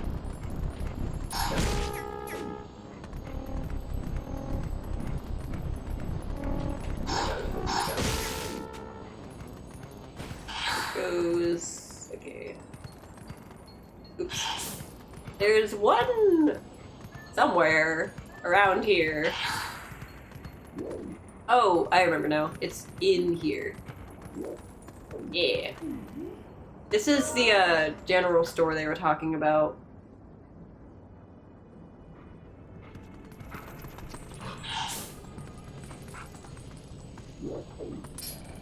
There it is. Nice. Okay, so that's that one. I really don't remember the, like, most ideal order to get them in. So we got the one from the... I'm guessing not the church or sanctuary. Got the one from the graveyard, the general store. And we can go up into the inn, I think.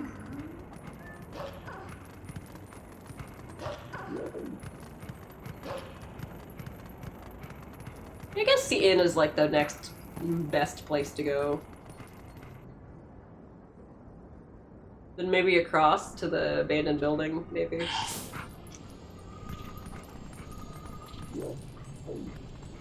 Alright, I remember now. Is there... where is it? There you are.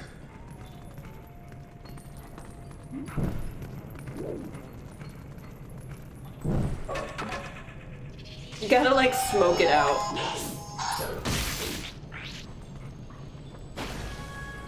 Okay. There's the one in the inn.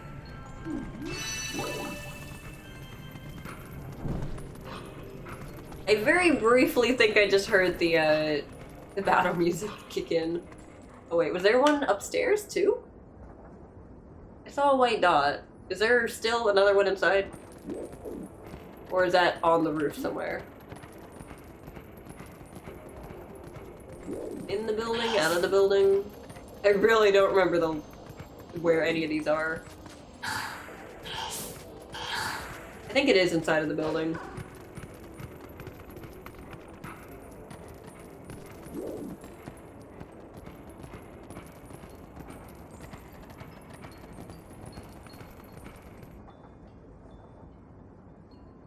Looks to be... Yeah, it's... only... Okay, I was confused because I didn't see it over here. It's in the building on the second floor.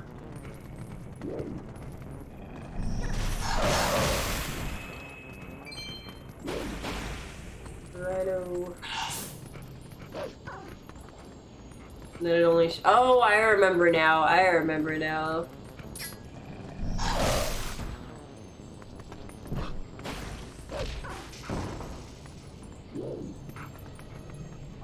Oh, I forgot about this little gimmick. Every single time you pick up a rupee after turning the game off.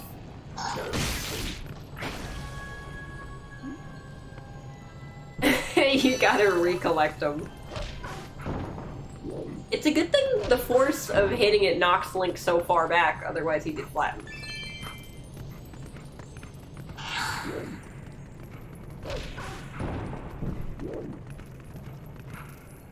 Okay, so now we can leave. I'm guessing we can make it to the dungeon before I have to go to work, but we are definitely not going to get through the dungeon before I have to go to work. Unless we pick up the pace exponentially.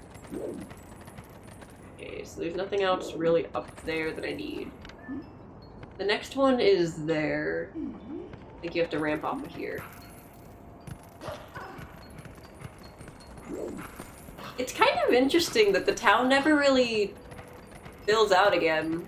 Like, everyone died, and then that's it. They don't, like, repopulate the town at all. It's just whoever is left is just left. Midnight, no!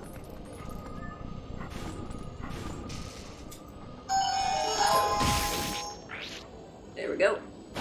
I wonder if the bugs can kill people. Oh, now that I'm thinking about it. The people that died probably died while the Twilight was in effect, huh? So I guess they can be seen by the Twilight Beast.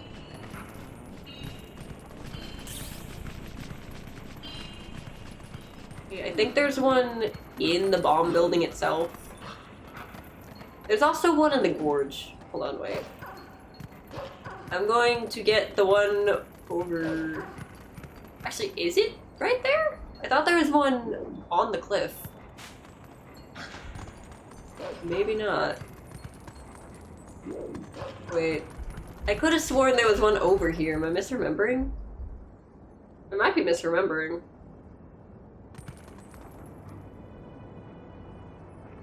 I'm guessing the game did still intend for you to come up this way, either way.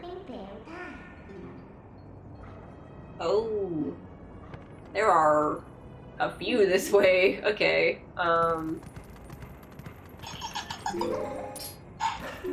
gonna go for these ones and then come back to the town.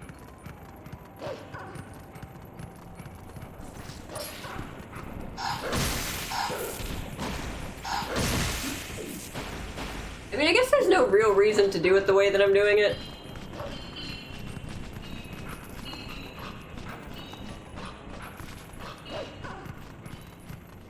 I wonder... It's probably intended to be you get all the ones in town first and then come back this way. But I'm doing it this way instead.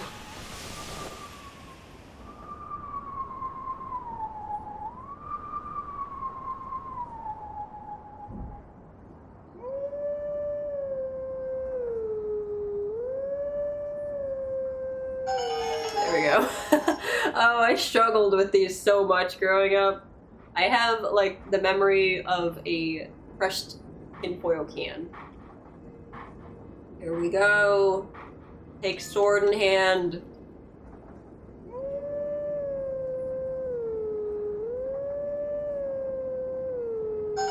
I used to just make up names for these songs because I didn't know they were actually named songs that show up like multiple times throughout the series.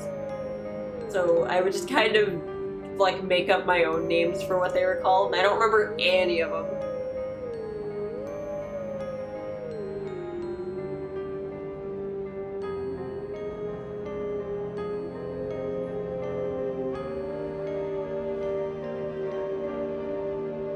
It's so peaceful sounding.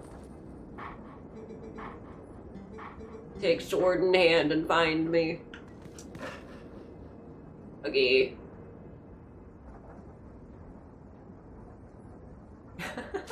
My commentary is very lacking right now, but it's okay. Where is that?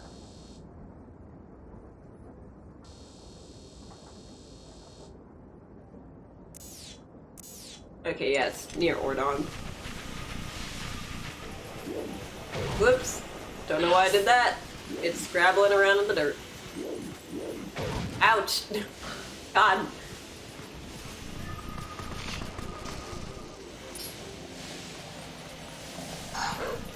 Of course it's trying to run into the steam.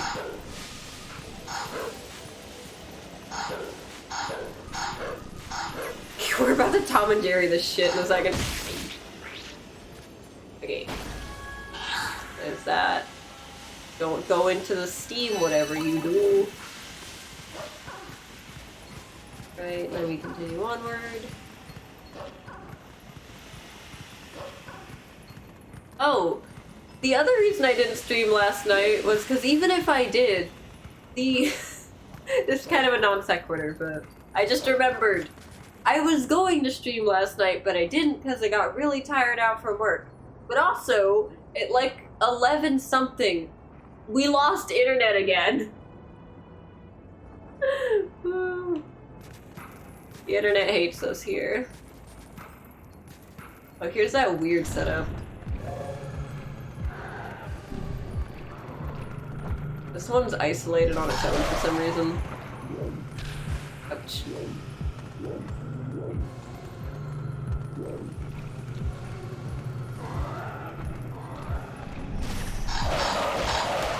There we go. They don't often put 4 of those in a corral. Usually it's just 3. Well, yeah, the internet died again last night, so even if I had streamed, it would have only been for like 2 hours, like at most, and then the internet would have died. The internet hates us.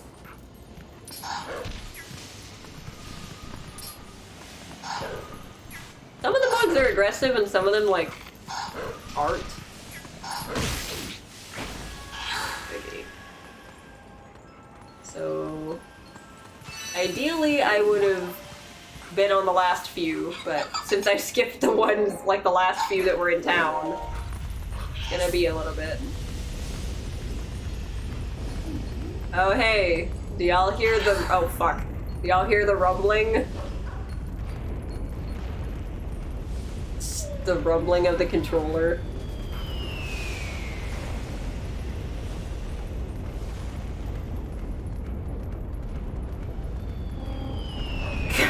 The bird, can I kill the bird with these?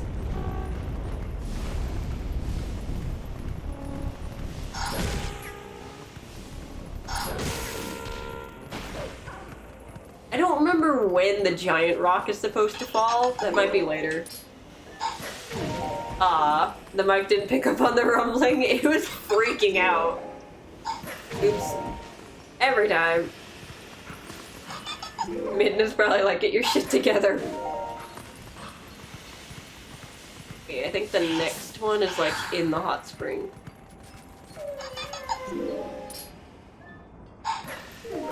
You can tell sometimes I get way too impatient. Okay, hold on. I'm gonna dehydrate from the safety of the menu.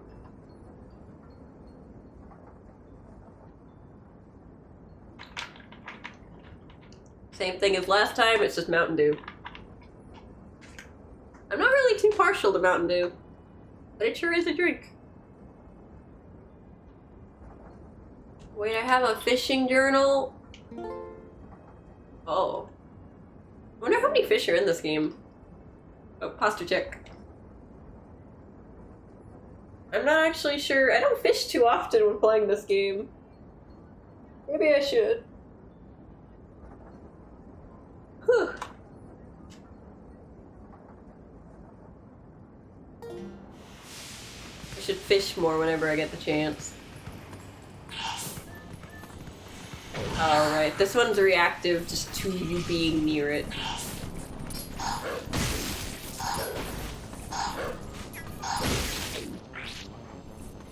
Normally this would be the last one, but since I decided to come up here before finding all the ones in town, that is not the case. At least they did prepare a way to get out, just in case you did do what I did. Uh-oh. Here's the rumbling, if anyone wants to hear it.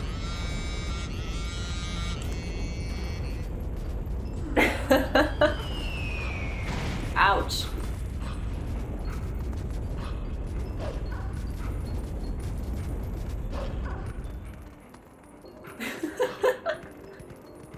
Yeah, I guess the rumbling is a little bit more faint than the laughter from Midna. Oops.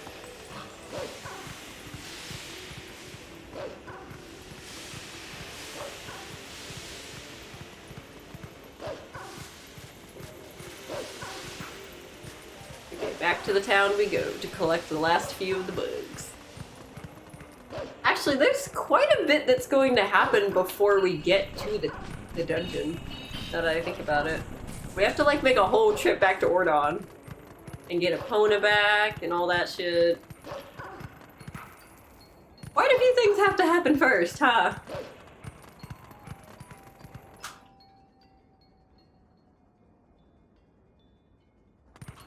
I feel like it's this part of the game that I don't remember quite as well as the early half of the game. I guess this is still early half of the game, but... I remember there being...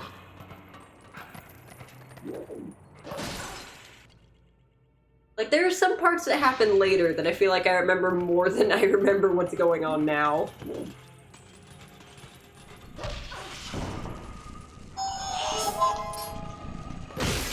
I knew one of them was hiding behind that drawer. Or hiding behind a drawer. This building has a fun little gimmick later on where if you light a lantern in it, you get doused with water out of nowhere.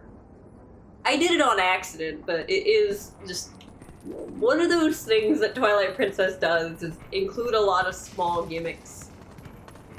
Oh yeah, they're running into the building. I'm gonna do that one last. I'm gonna do that one last, because I want to know what happens if you do it last.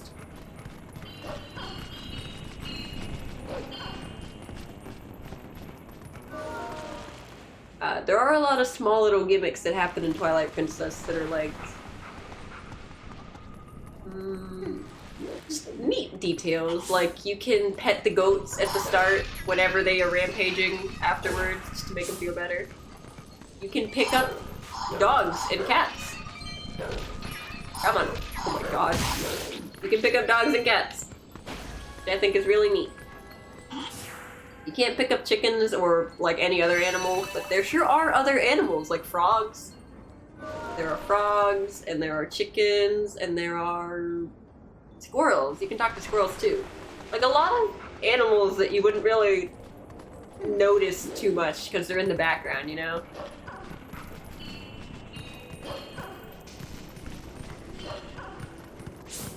I like that they came back outside just to show us they were here. Okay. So... if you've never played this game before, get ready. Get ready.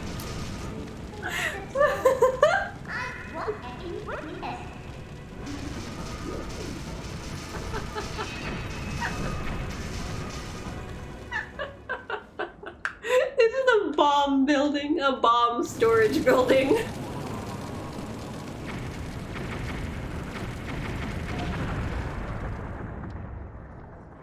It's great. I bet them bugs didn't expect that. There were 3 of them in there, apparently.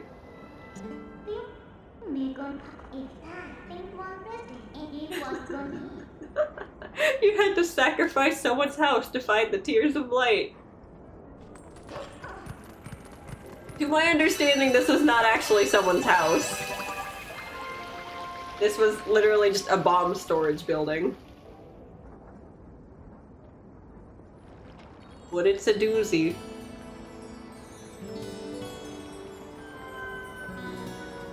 I may have just skipped through the dialogue, but why do the bugs give tears of light? Did they eat the light, or are they crying light?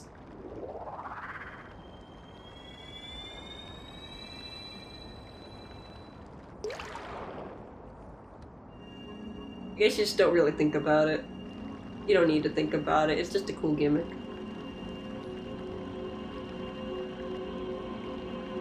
There we go.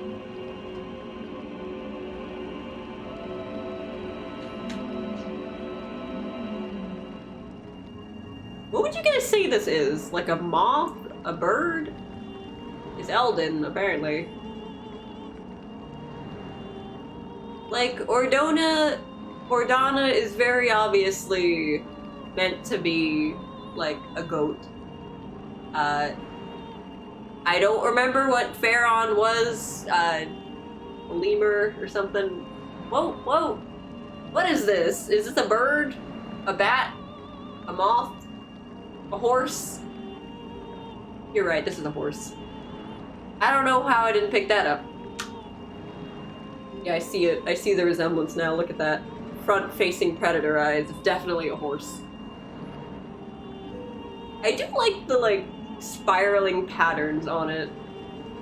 The dark power. Power.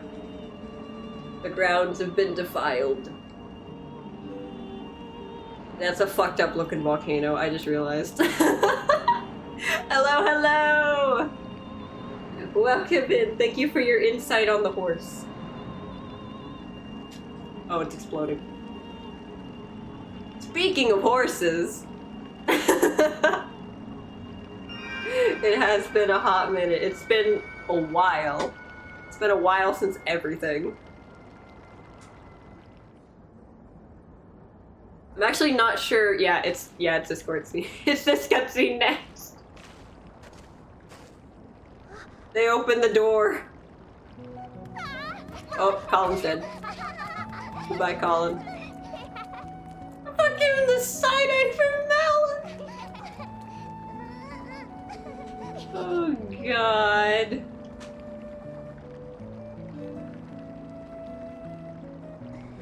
Would y'all say that Link in this game is blonde or brunette? Like dirty blonde, or...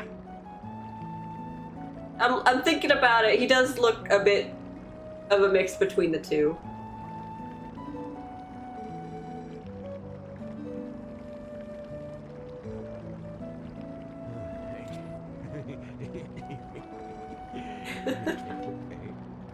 Rip arms. Light brown. I guess that makes sense, yeah. Light brown brunette. He seems to, in most game iterations, either be blonde, brunette, or that one time he had pink hair for some reason. That too.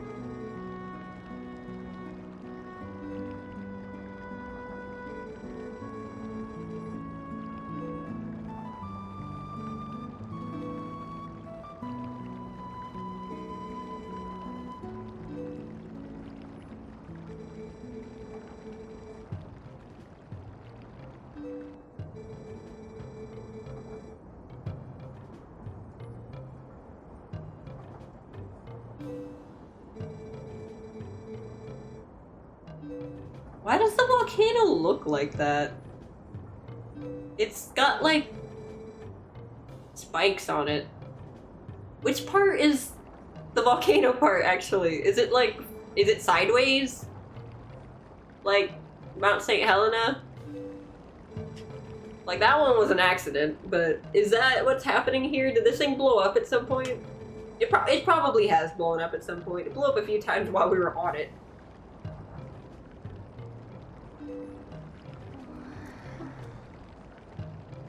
Yeah. Oh, I do remember hearing about that. It was something to do with they could have used yellow or brown or something, but it was too difficult to see or something. Like they could have, but it would have made the palette muddled and hard to see. Okay.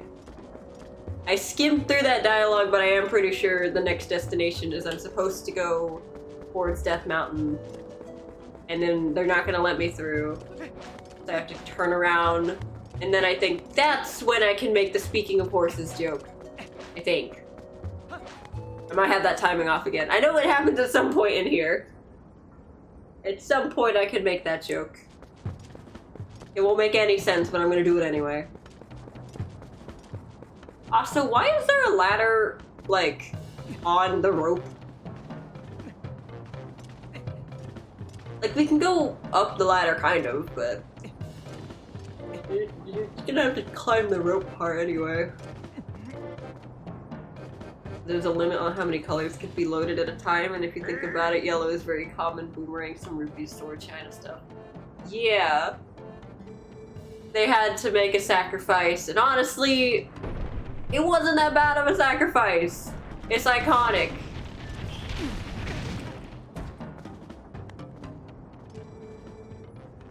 Honestly, the fact that Link in this game has enough, like, body strength to stop a Goron if he just had stronger legs is kind of crazy.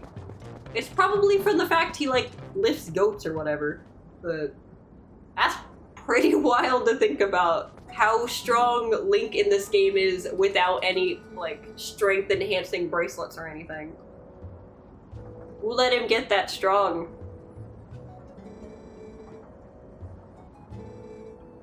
They recognize only strength.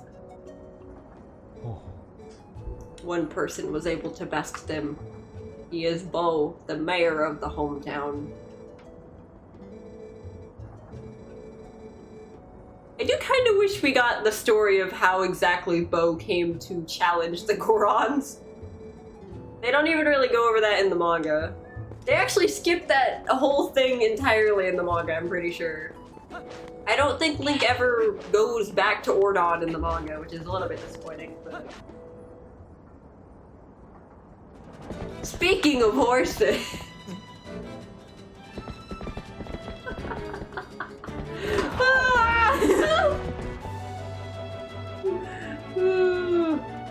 It makes him actually capable of being evil.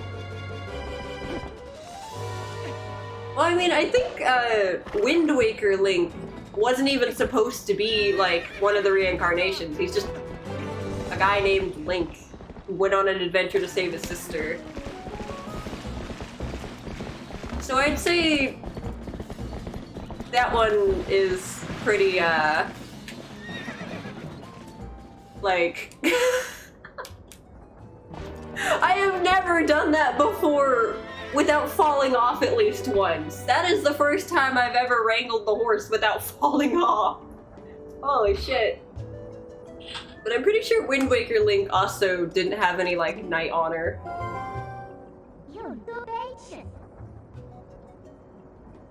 This Link, I think, had a... Like, they've all had decent enough upbringings where they... Like... I don't know, I don't think any Link would be evil to, like, evil extent, I guess. I don't, well, I mean, I guess Breath of the Wild Link might commit some crimes now and again. I don't think any of them are, like, I don't know, I think it comes in part with the spirit of courage. Like, a lot of them just don't do evil as often. Like, they can do some potentially fucked up things, but... Oops, I got a horse. I think they, for the most part, by definition, can't do evil, which is why Wind Waker Link is interesting, because he's not actually part of the cycle. He just kind of did that. He took control of his own destiny, and the gods were like, oh shit, give him the sword.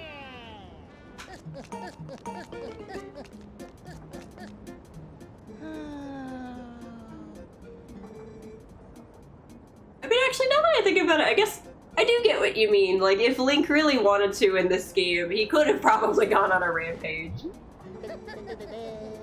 Why were there two voice lines on each other? He wanted to be evil. I guess he had a valid enough reason to want to be evil. Or, like, to decide to be evil. Like, his peaceful little farm life got interrupted by a bunch of monsters that came and terrorized the village, bludgeoned him in the back of the head. And then now he gets thrown into all this hero nonsense just to save his, like, loved ones. Oh yeah! We did get that iconic cutscene! Man, dude, if you're evil, we will destroy you. I know you come from a normal-ass farm, but if you ever step out of line, we will smite you so hard. We gotta. Last time we didn't put evil in check, everything kind of fucking died. Yeah, I get what you mean now. I think, yeah, probably what happened was they were like, well, Ganondorf turned evil. Zelda so far has not turned evil. In this world. In Lorule, that's a different story. I guess they do realize, yeah. That's kind of crazy to think about. This one mortal man can cause so much chaos if he really wanted to. Use his power for evil. But he doesn't. He just wants to save his family. They got really lucky. That's all he wants to do. Oops. Epona goes so fast. We have covered, like, so much distance. I still can't get over the fact I did that horse wrangling cutscene thing, like, that quick time event perfectly on the first try. That's insane. I always fall off. I've never done it in one try. And I wasn't even fully paying attention. Twerkable theme. Go for it, man. It's Bo. Good thing what happens if you don't show up on Epona? What if you just, like, get off of Epona and then walk up to him? I've never done that before. I'm assuming the intent is to still be on Epona, but I wonder what happens if you get off Epona. I'm pretty sure I also didn't name Epona Epona in this playthrough. I just don't remember the name exactly.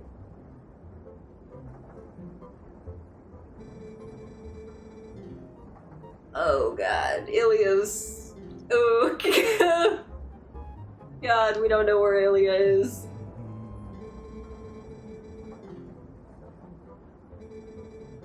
Alright, yeah, we do know where Ilia is, if we... Well... We're, at this point, we're not supposed to know, but if we've played the game, we know. I wonder... Now you've got me thinking about Evil Link. What would Evil Link look like in this scenario? What would he do? What crimes would he commit? I don't... That's kind of what... Like... I kind of don't know what the... Oh my god. I feel like he already does that. They live in a small village. Are they getting taxed? Is the mayor doing taxes? Bo, I thought you were cool. Honestly, the taxing part is probably just working for a living. But...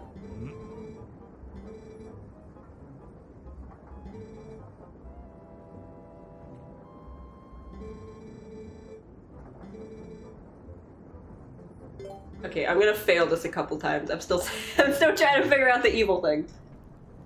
He's like, when it comes to being evil in scenarios like this, what is the end goal? Like to take over the world or whatever? Like to take over the kingdom? What do you do once you have the kingdom? What then? It's not like other kingdoms around you aren't gonna notice what's happening and come take you over when you're like not able to figure out the basics. But you just took it over from the leading monarchy. And take out your stress. Oops, oops, oops, oops. How do you dodge? I don't remember. I'm out.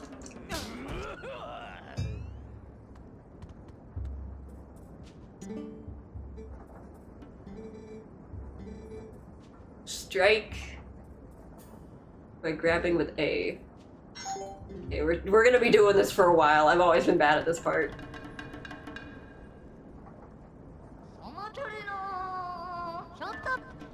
Oh, fuck!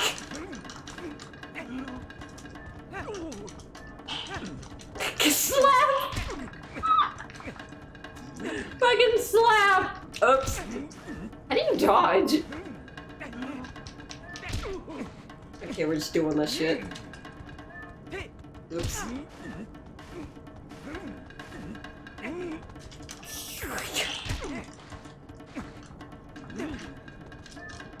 Okay.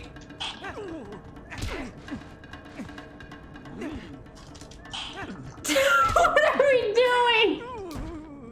Okay. I don't. Something tells me that's not how it's actually done. That's not how sumo is done, is it? I don't believe that.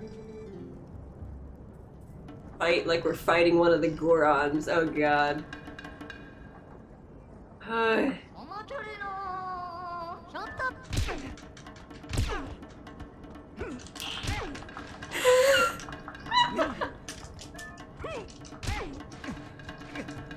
Okay, that went way faster. Okay, so it doesn't appear that there is actually a way to dodge in itself. You just have to grab when they're swinging. Okay. Alright. How exactly did we get stronger? I guess from swinging the sword around.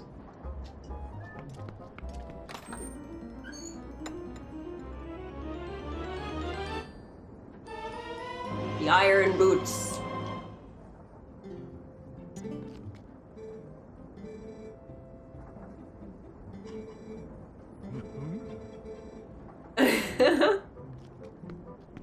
Oh, wait. Renato thinks he did it legit. Oh. I never understood why he would, like, tell us, like, don't tell anyone. Like, obviously I get it now that I'm older. Like, yeah, don't tell anyone this, because it could, like, yeah. It puts a bit of a smear on your name, because you didn't do it legitimate. But at the same time, I don't know, I feel like Bo maybe could have done it without the boots. But I guess Gorons are just like on another level strength-wise, so even if you're really strong as a regular, highly inner human, you're still probably going to get overpowered by a Goron, because they are literal rock people. Wait. Forgot. Take sword in hand and find the wolf. Hold on, wait. I'm pretty sure... Yeah, I see it.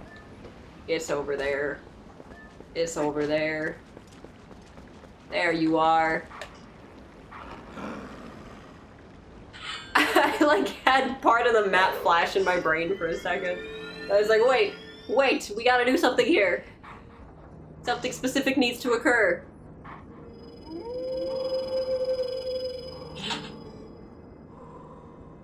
We meet again.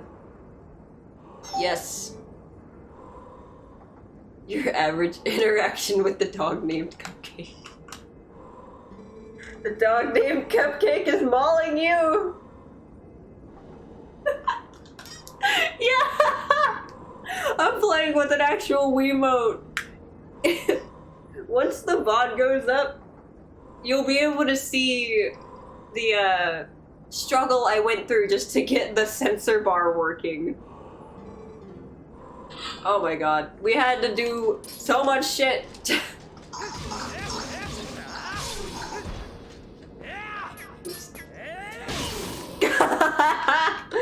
I missed horribly, but I guess that worked. The shield attack. It feels... I'm pretty sure I missed that entire lower area, to be fair. I'm pretty sure I hit the ground.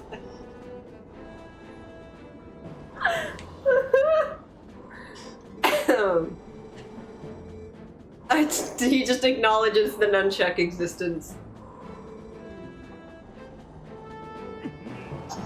I wonder how many people actually, like, play this game. How many people play this game, like, on stream with the actual remote? Oh god. My nunchuck thing does not work correctly. Oh, we're gonna be here for a while. Okay, never mind. It doesn't always react the right way.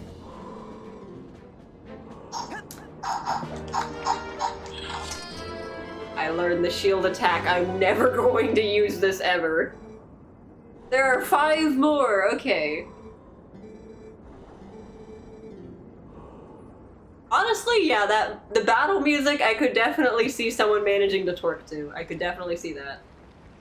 It's not outside the realm of possibility. Wait, did they blocked off the thingy! Why? For why? Hi, Epona. Let's go.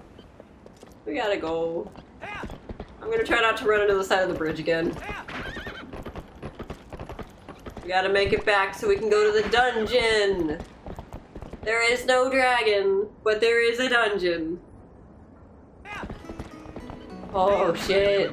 Wait a second. As soon as we get back, we're gonna have to like fight the Bulbin King again. I think. I'm pretty sure. It happens again. I guess those guys are just running around outside of the Twilight Zones. Epona, why are you also a lawnmower? Why does Epona decimate the grass as she goes by? How sharp is she? Well, another beautiful day in Hyrule.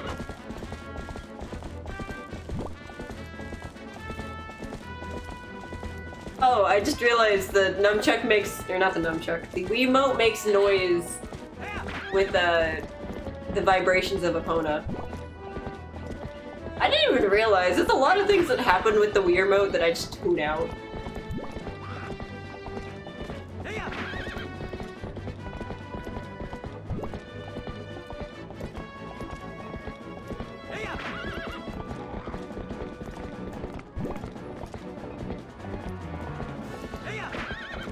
Pretty sure those things drop fish bait. So if I had stopped or had an empty bottle, I could have gotten fish bait. Not that I need fish bait for anything in particular. I guess you could drink it. I think. Wouldn't recommend it. Here we go! To Kidnapped Children Part 2. God, the music here. The music! Oh my gosh, I never realized how, like, mildly scary this actually is. Holy fuck. Holland's the only one not in slow motion.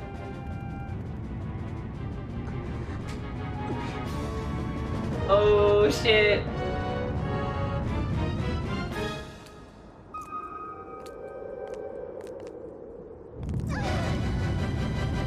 The fact that Colin just stands there afterwards is kinda... Like, I don't know what the thought process was in his head. Like, he clearly thought something through. At least a little bit. Enough to be like, push Beth out of the way. but not enough to be like, what if I go with Beth? Like, let's just grab her and go. And somehow we already know what's going on.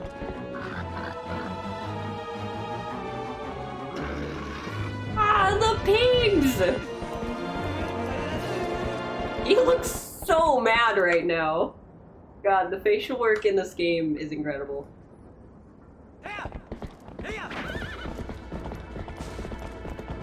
You actually can stop and talk to people if you want. I don't know why, but the game will, like, just let you talk to people if you really want to. Slow down and just chat. Okay. I can already tell this part's gonna be difficult for me. Just because my controls are a little wonky right now. Ooh, that posture. His horns make his head heavy, I guess. I think this is the first confrontation with King Bulblin. Ooh. Here they come. The pigs. I'm pretty sure they used this specific fight in the trailer for the game. Just to, like, advertise horse combat. But that was a big deal way back then. God.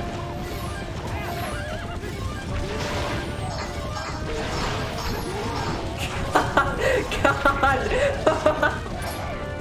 Oh God.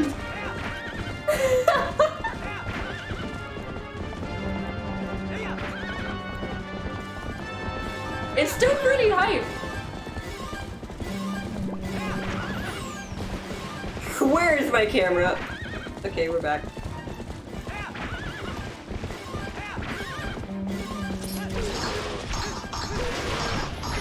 Riveting swordplay combat. Oh, he's alive again. He just fell asleep a little bit. If they had had that stick thing any higher, Colin would have, like, died when they jumped that thing. Here we go. It's still daytime, but whatever. It sets the mood somewhat. Okay, never mind. It was still daytime. We did that scene a little bit too quick. Okay. Do y'all think I can do this? Do y'all think I can do it? I don't believe in myself. My sword skills are not very good. So, here we go. The joust. Let's go!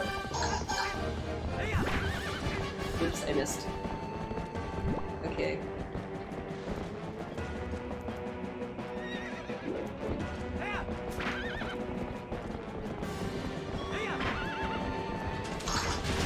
Got him. Okay. Turn him around! Opponent, please. Okay. I missed again. Okay, well, we're trying. We're certainly trying. No, Bona! Please! Please, Bona!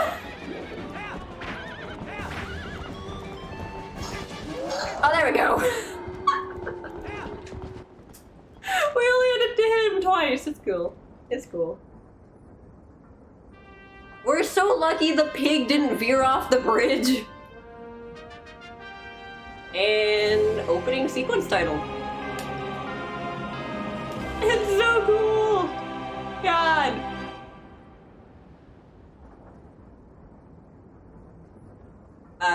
They pay homage to that in the manga. It's a bit more perilous in the manga, but it was pretty cool, even still. Look, all of your childhood bullies are here.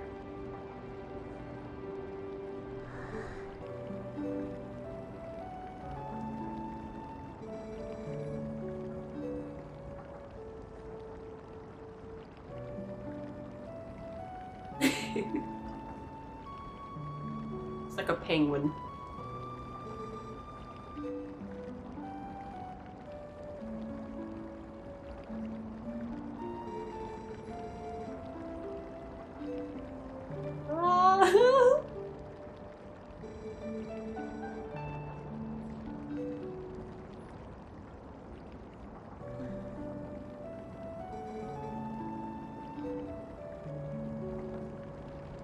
God, it's small moments like this that make me love the game so much.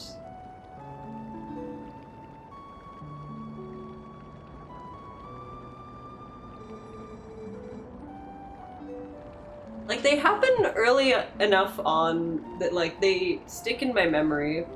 Because it's pretty easy to get to them, like, in repeated playthroughs, even if you don't get all the way to the end of the game. Because I've never actually beaten this game before. But I have gotten all the way to the end. I just got stuck in, like, one of the last dungeons. I'll probably be able to clear it nowadays. Like, I don't think I'll get stuck there. But for some reason, younger me struggled hardcore. But I think we got it. We got it. We can probably beat the game. Probably, assuming I have the motivation to get all the way there in the first place. Okay. Oh wait, no. Hold on. I might be wrong, but I think standing in these heals you? Yes. It does, okay. I couldn't remember if that was the case or not, but I thought I did remember that. What's that?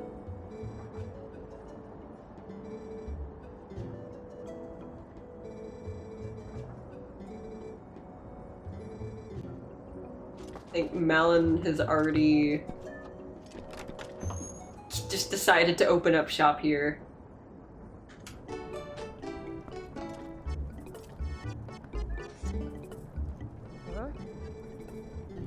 Don't you dare just take things. Where did he acquire these things from? Hydrate.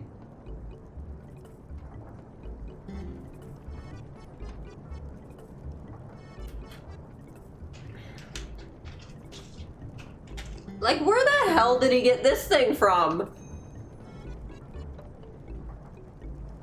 We only barely don't have enough for that.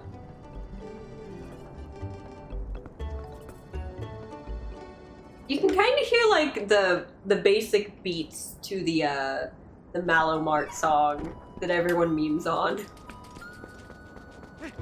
It's there, it's just underneath all of it. Okay, I don't think we need bombs yet for anything. So we're just gonna go into the dungeon. Gonna make our way there. I want to at least get to the dungeon. I don't think we'll be able to, like, explore it really on stream today, but I want to get there at least. And then I think that'll be a good stopping point for us. Yes. Actually, no, wait, hold on now. You kind of have to have the boots on immediately, from what I remember. Or else you just get yeeted. Because I think as soon as you climb up the cliff, you're going to be told to, like, halt. But you might have a little bit of time to put the boots on. But not a lot, from what I remember. Yeah.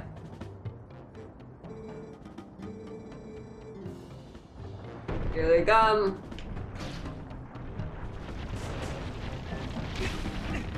It gives you quite a lot of time to actually catch that. What do they do once they, like, hit the bottom of the cave?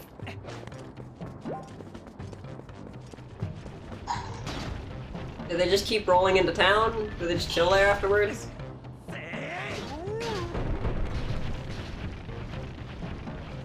The yeeting of the Gorons was pretty funny. Like, honestly, the fact Link can even do it in the first place is crazy. It's possible to be too close to a wall and not be able to chuck them, which is unfortunate. But here they come. There's quite a few of them. Like, they heard a human was on the mountain and they just went for it. Like, they are all pretty close together. I guarantee you there's probably someone who walked the entire pathway up wearing the boots.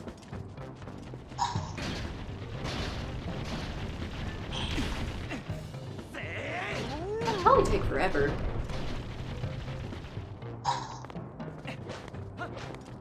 Man, I wonder how work's gonna go later. Maybe if it goes well enough. Oh god, there's archers. You can lose your shield here if you're not careful. You gotta stop, drop, and roll, man! I wonder how work's gonna go. I think I already said that. If it's not too crazy and the internet doesn't die, maybe I could stream some more. Oops. Maybe I could stream a little bit more. You know, that'd be pretty cool. Play more. Maybe we could get through the dungeon when I come back from work. Hopefully. Actually, we'll be there till 10 tonight. Okay, that puts me really close to 12 and 2, where we frequently have blackouts. Or not blackouts, but like outages for the internet.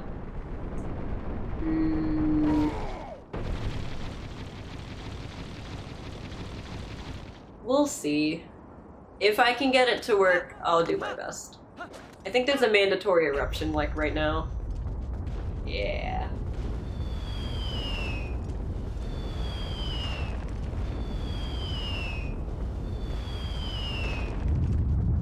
Yep, here's the big one.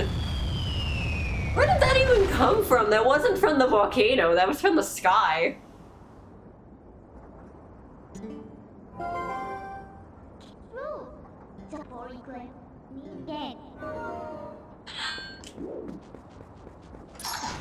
Oh wait, shield bash. Ouch! Fucking do the shield thing. Close enough. Oh god. Communications.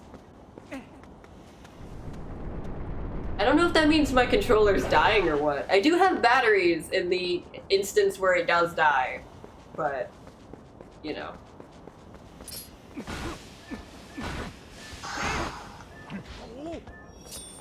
Fucking do the shield thing. God.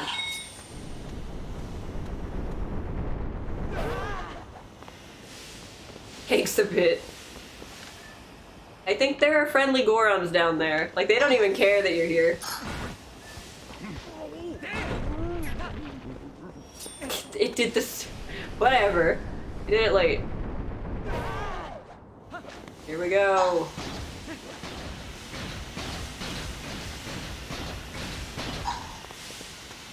I think this is the way to go. Something like that. Maybe not.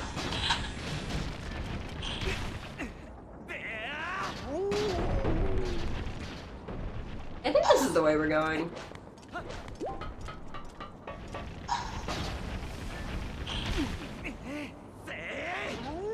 I think while they're charging you, actually, I think you can also put on your boots. Oh, you can actually hear the impact of them falling from that.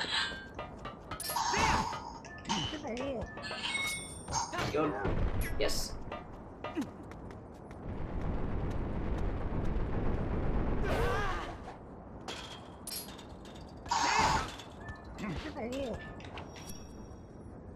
Okay, yeah, I think it's dying. Okay, hold on, wait, we gotta get up there. Before it dies. Okay, hold on. Yeah, it's dying. Okay. I'm gonna swap out the batteries real quick. And then... Where did I put them? Oh, jeez, they're trying to roll off the desk. Where did I even... Oh, right, they're on the windowsill. I wanted them to be in an easy-to-reach spot. They make it so that a lot of battery, like, cases now are not see-through. So I don't actually know what I'm looking at half the time. I rely on visual, like a visual guide in order to know what I'm actually looking at. There we go, full batteries. Okay, hold on. Why are you screaming at me? Okay. I forgot. In games like this, you actually have to save manually. There is no autosave of any kind.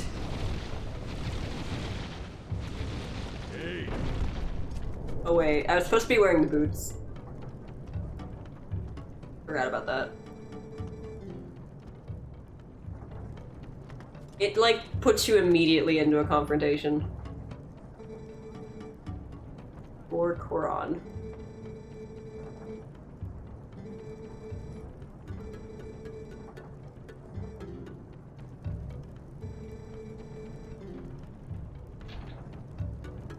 Good. Does this convince you?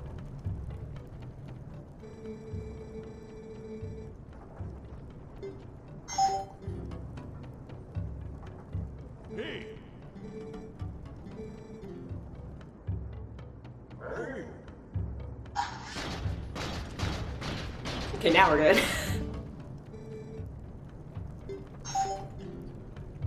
I slid down the stairs. Okay, we're good.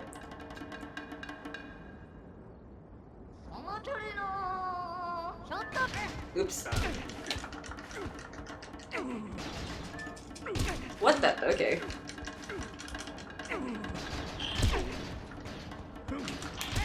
Okay, take a little bit of ground back. Oops. And we lost the ground again.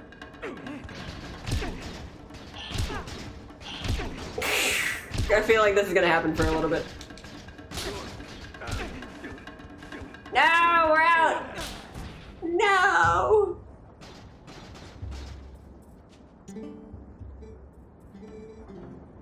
Okay, I guess I'll try again.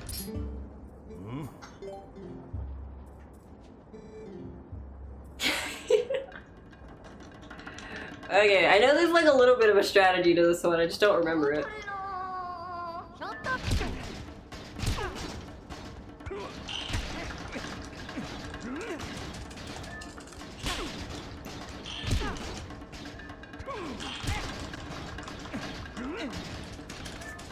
Oops.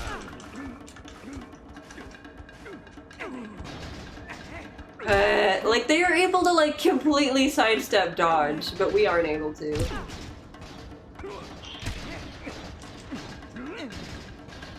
It almost seems like trying to slap them is a mistake. So I'm not sure why it gives us that option.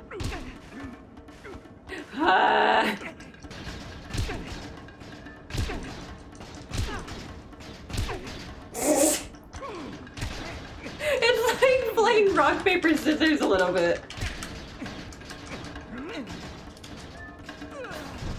Hey, I have no idea what just happened right there. But we did it! I literally don't know what just happened. I tried to slap him and he fell out the ring.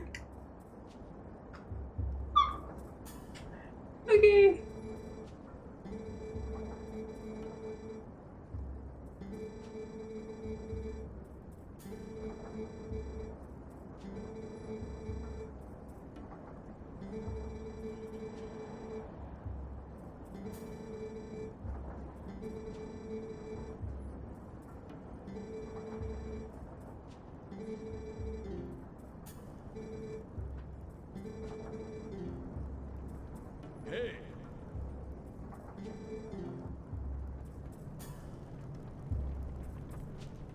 Alrighty. We have made it to the dungeon. Alas, it is probably time to cease for today. Oh god, the shock stinger sound.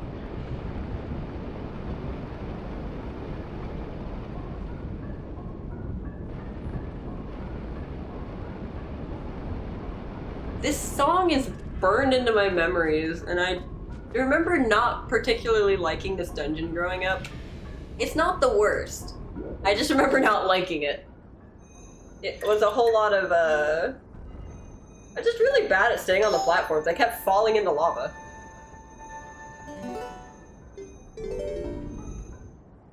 Okay, so we've technically played for 5 hours in total.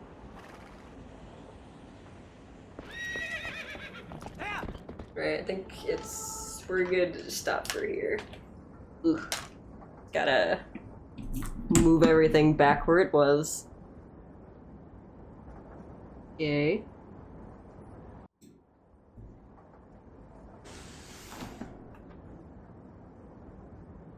Righto. Cool. Right. So I think that was a pretty alright stream. I think I was definitely not as engaging as I probably could have been. Not quite very entertaining, but it sure was a bit of a trip trying to get the motion bar set up correctly. That sure was something. Maybe, hopefully next time we play, I'll have the right energy going forward. I kind of had a feeling I might not be fully energized for it. I did my best. Played a little bit. We got further. We got through the first dungeon, and we've made it to the second dungeon. And I got to do the horse wrangling thing in one go. That was pretty cool. That's not ever happened to me before. I'm still kind of stumped by that. It's really not that difficult in hindsight, but I, for some reason, always got confused with the direction the horse was going. Whenever it would be telling me to, like, hold right, because of the angle the horse is going, I wasn't actually sure if right was, like, up or down. It was neither. It was right. My brain just had a hard time comprehending it. But I had it! I got it! I also beat Diababa really quickly, all things considered. Like, we got the motion bar somewhat fixed. It's still kinda messed up. Lost your chick. It's still kinda messed up a little bit, but it's better than it was at the start, where it was like jiggling all over the place. I guess the part that surprised me was that it only took like 2 actual attacks to get it to go down. So if I hadn't spent time like force-feeding bombs to the side plants, I think I could have probably beaten it way quicker. Because I thought you had to, but I guess you didn't. You could just go for the middle one, like right off the bat as soon as it became an option. But, oops. I didn't know you could do that, so I didn't think about it until like the very end.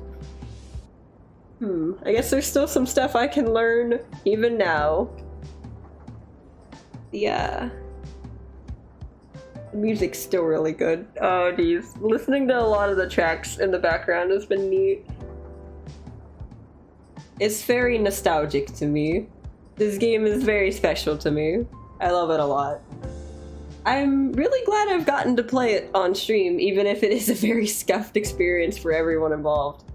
But I really like the Zelda series in general, but I have only played a handful of the games all the way through.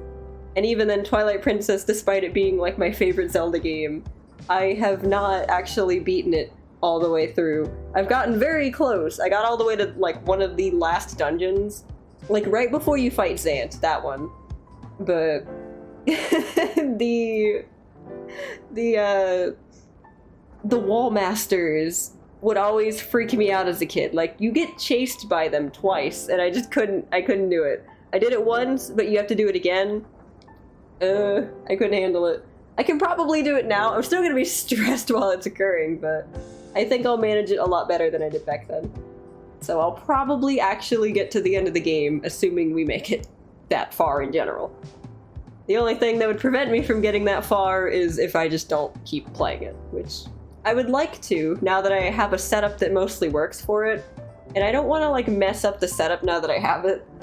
So I'll probably keep playing this game until I either beat it or decide I'll take the risk on messing up the setup. The soundtrack is really good. Oh my gosh, just wait till you hear Midna's Lament. Some of the music in this game is really good. Like, it sticks with you, like, forever. It's just one of those kind of games. It's so good. My throat's kind of getting sore, and I gotta go to work in a little bit. So I think it's time to call it a day. We've reached the end of the stream. Thank you all for attending. I know it's an early stream and like